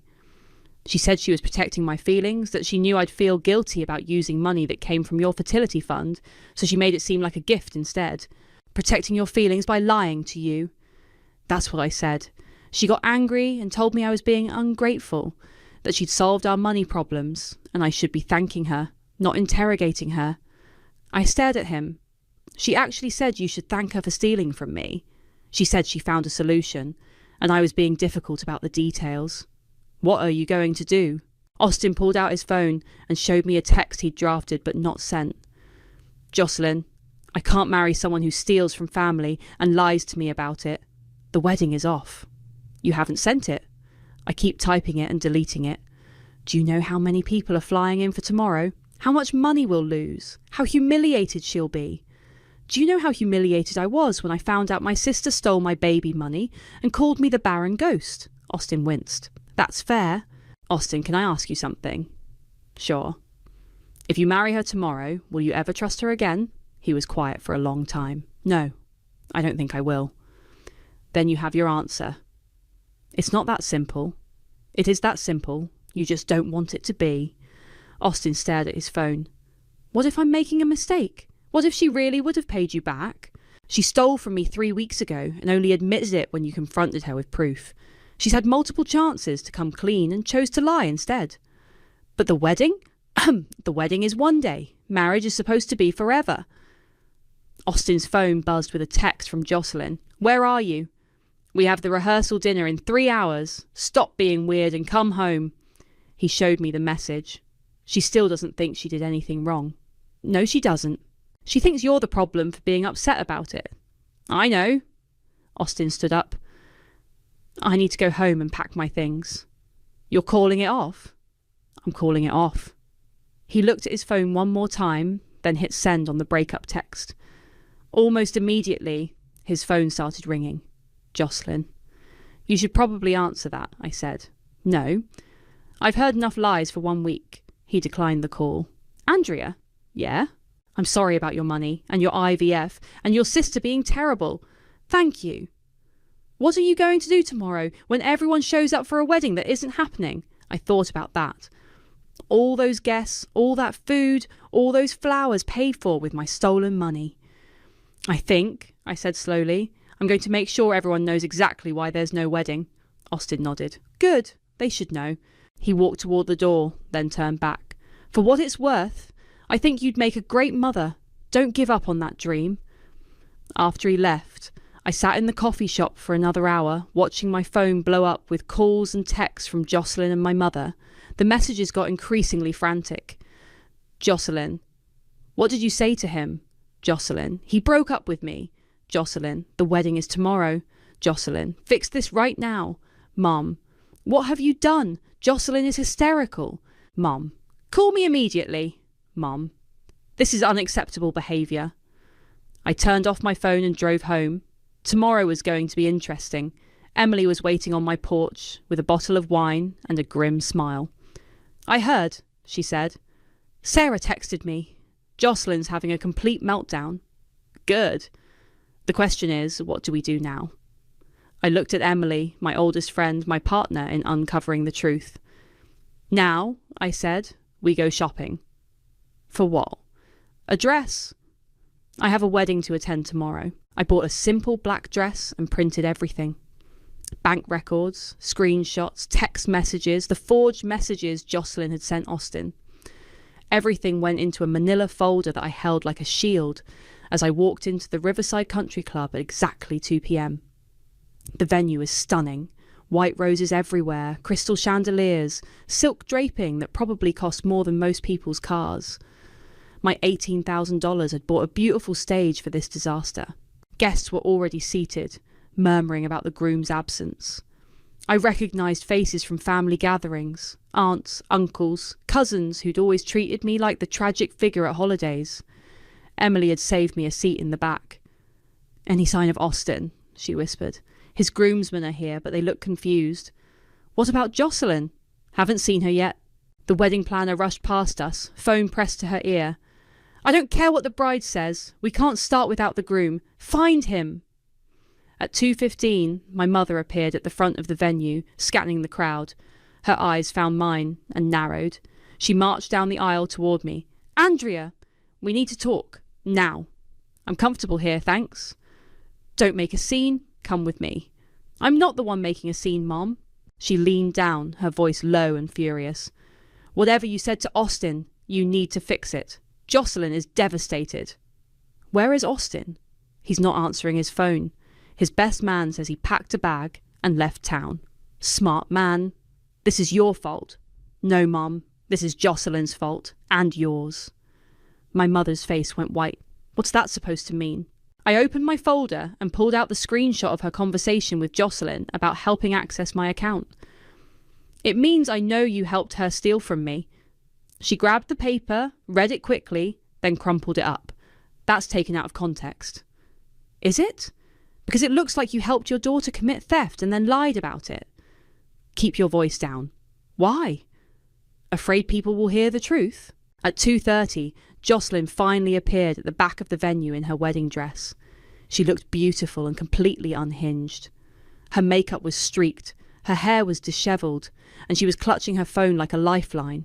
She spotted me immediately and stormed over. You! She hissed. You did this! I didn't do anything. I just told Austin the truth. You ruined my wedding. You ruined your wedding when you stole from me. I was going to pay you back. When? After you spent it all on flowers and spa days? The guests around us had gone quiet, straining to hear. Jocelyn noticed and lowered her voice. Please, I'm begging you. Call Austin. Tell him you made it all up. Tell him you were confused about the money. I'm not going to lie for you. I'll pay you back right now. I'll get a loan. With what? You don't have a job. You don't have any money except what you stole from me. Jocelyn's face crumpled. Please, Andrea. Everyone's watching. Everyone's here. The photographer, the videographer, all our friends and family. I can't be humiliated like this. You should have thought about that before you called me the barren ghost. She went very still. What? I pulled out another screenshot and showed it to her. This, where you mock my infertility and laugh about stealing my baby money. Jocelyn read it, her face cycling through shock, fear, and then rage. Where did you get this? Does it matter? You went through my private messages. You went through my bank account. The wedding planner approached us, looking frazzled. Excuse me, we really need to make a decision here. The guests are getting restless and we can't reach the groom. Jocelyn turned to her. Just give us 5 more minutes. He'll be here. Mum, it's been over 30 minutes. His groomsmen say he's not coming. He's coming, Jocelyn's voice cracked. He has to come. This is our wedding day. The planner looked uncomfortable. Perhaps we should consider postponing. No. Jocelyn spun back to me. Fix this. Right now. Call Austin and tell him you lied. I didn't lie. Then tell him you forgive me. Tell him it was just a misunderstanding. It wasn't a misunderstanding. You stole $18,000 from me. My voice carried across the now silent venue. Heads turned. Whispers started. Jocelyn's face went red. You're doing this on purpose. You want to humiliate me. I want people to know the truth. What truth? That I borrowed money from my sister? That you stole money meant for my final chance at having a baby? That you called me the barren ghost? That you and Mom planned this together? The whispers got louder. I could hear fragments. Stole money? Baby money? What's she talking about? My cousin Lucille stood up from her seat. Andrea, what's going on? I looked around the venue at all the faces staring at us. Family members, friends, people who'd known me my whole life, people who'd watched me struggle through infertility, who'd comforted me at Tyler's funeral, who'd seen me disappear into grief these past 6 months. I stood up and opened my folder. Since everyone's here, I said, my voice carrying across the silent room, I think you should all know why there's no groom today. Andrea, don't, my mother warned. Jocelyn stole $18,000 from my savings account to pay for this wedding. Money I'd been saving for 3 years for one final IVF attempt, the last chance Tyler and I would have had to become parents. Gasps echoed through the venue. Jocelyn grabbed my arm. Stop talking. I pulled away from her. She accessed my account in the middle of the night, transferred the money to herself, and then told Austin I'd given it to them as a wedding gift. When Austin found out the truth, he called off the wedding. That's not what happened, Jocelyn shouted. Isn't it? I pulled out the bank records. Here's the transfer. Sunday night at 3:22 a.m., $18,000 from my account to yours. I held up the screenshot of her group chat. And here's her calling me the barren ghost and laughing about taking my baby money. The silence in the room was deafening. Then someone started crying. Then someone else started talking. Then chaos. Jocelyn lunged for the papers in my hands. Give me those. Everyone's already seen them. She turned to face the crowd of guests, her wedding dress trailing behind her. It's not what it looks like. She's lying. She's jealous because I'm getting married and she can't have kids. The words hung in the air like poison. My aunt stood up. Jocelyn, is it true? Did you take Andrea's money? I borrowed it. I was going to pay her back. Without asking. She would have said no. Because it wasn't yours to take, my uncle said quietly. Jocelyn looked around the room at the faces staring back at her. Family members who'd known her since birth, friends who'd flown in for her special day, all of them seeing her clearly for the first time. This is all Andrea's fault, she said desperately. She ruined my wedding day. I folded up my papers and put them back in the folder. No, Jocelyn, you ruined your own wedding day. You just did it 3 weeks ago. I walked toward the exit, Emily beside me. Behind us, the chaos continued. Jocelyn screaming, my mother trying to do damage control, guests talking over each other in shocked whispers. As we reached the door, I heard the wedding videographer say to his assistant, "Please tell me you got all of that." The video went viral within hours. Emily and I were sitting on my back porch when her phone started buzzing non-stop. "Andrea, you need to see this." The wedding videographer had posted a clip on social media with the caption, "When the sister of the bride crashes the wedding with receipts." It already had 50,000 views. "Oh my God," I said, watching myself walk down the aisle with my folder of evidence. "It gets better." Emily scrolled through the comments. "Look at these. Team Andrea all the way. That sister is a monster. Stealing fertility money is next level evil. The audacity to call her the barren ghost and then act like the victim. Plot twist, the real wedding was the justice we made along the way." My phone started ringing. Unknown numbers, one after another. I let them all go to voicemail. "You're famous," Emily said. "I'm infamous." "No, you're a hero. Look. She showed me more comments. Hundreds of people sharing their own stories about family betrayal, about fertility struggles, about standing up to people who'd wronged them. The front doorbell rang. Emily went to check and came back with Austin. I saw the video, he said, sitting down across from me. Are you okay? I think so. Are you? Better than I've been in weeks, actually. He pulled out his phone. I've been getting calls all day. Apparently, I'm the smart groom who dodged a bullet. Any regrets? About calling off the wedding? None. About not seeing who Jocelyn really was sooner? Plenty. Emily's phone buzzed again. Your cousin Sarah says the country club is threatening to sue Jocelyn for the unpaid balance. Turns out she only put down a deposit. How much does she still owe? $12,000. I almost laughed. So she stole my money and still couldn't afford her own wedding. Gets better. Emily continued reading. Your mum is apparently telling everyone that you orchestrated this whole thing to ruin Jocelyn's happiness.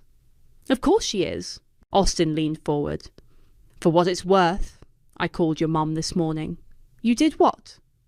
I told her exactly what I thought about her helping Jocelyn steal from you. I may have used some words that would make my grandmother wash my mouth out with soap. What did she say? That I didn't understand family dynamics, that you were being dramatic, that Jocelyn needed support, not judgment. Sounds about right. I told her that any family that steals from each other isn't worth understanding. My phone rang again. This time it was a number I recognised, Dr. Martinez from the fertility clinic. I should take this, I said, walking inside. Andrea, I saw the news story about your situation. I'm so sorry about what happened to you. Thank you. I wanted to let you know that we've had several patients reach out after seeing your story. They want to help. Help how? A few of them have offered to contribute to a fund for your IVF treatment. One woman said she went through 7 rounds before her daughter was born, and she wants to pay it forward.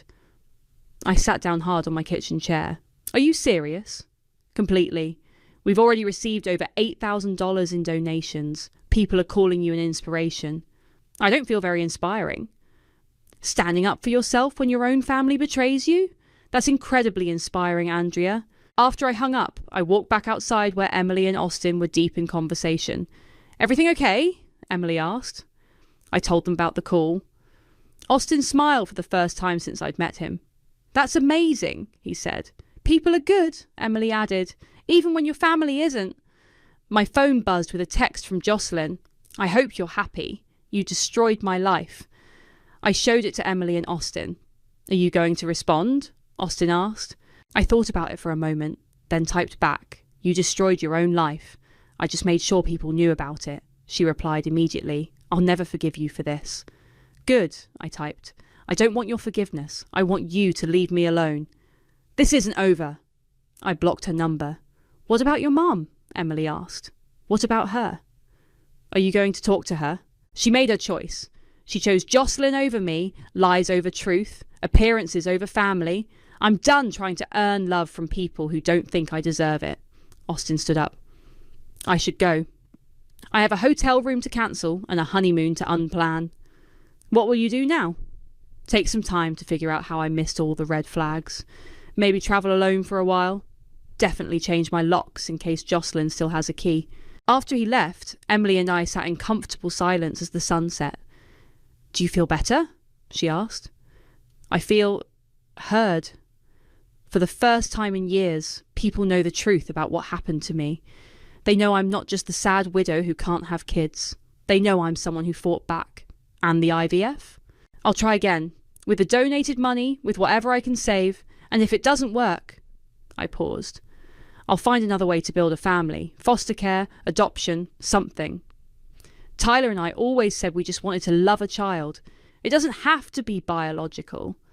Emily squeezed my hand. He'd be proud of you for causing a scene at a wedding, for refusing to disappear quietly, for making them face what they did, for showing everyone that grief doesn't make you weak.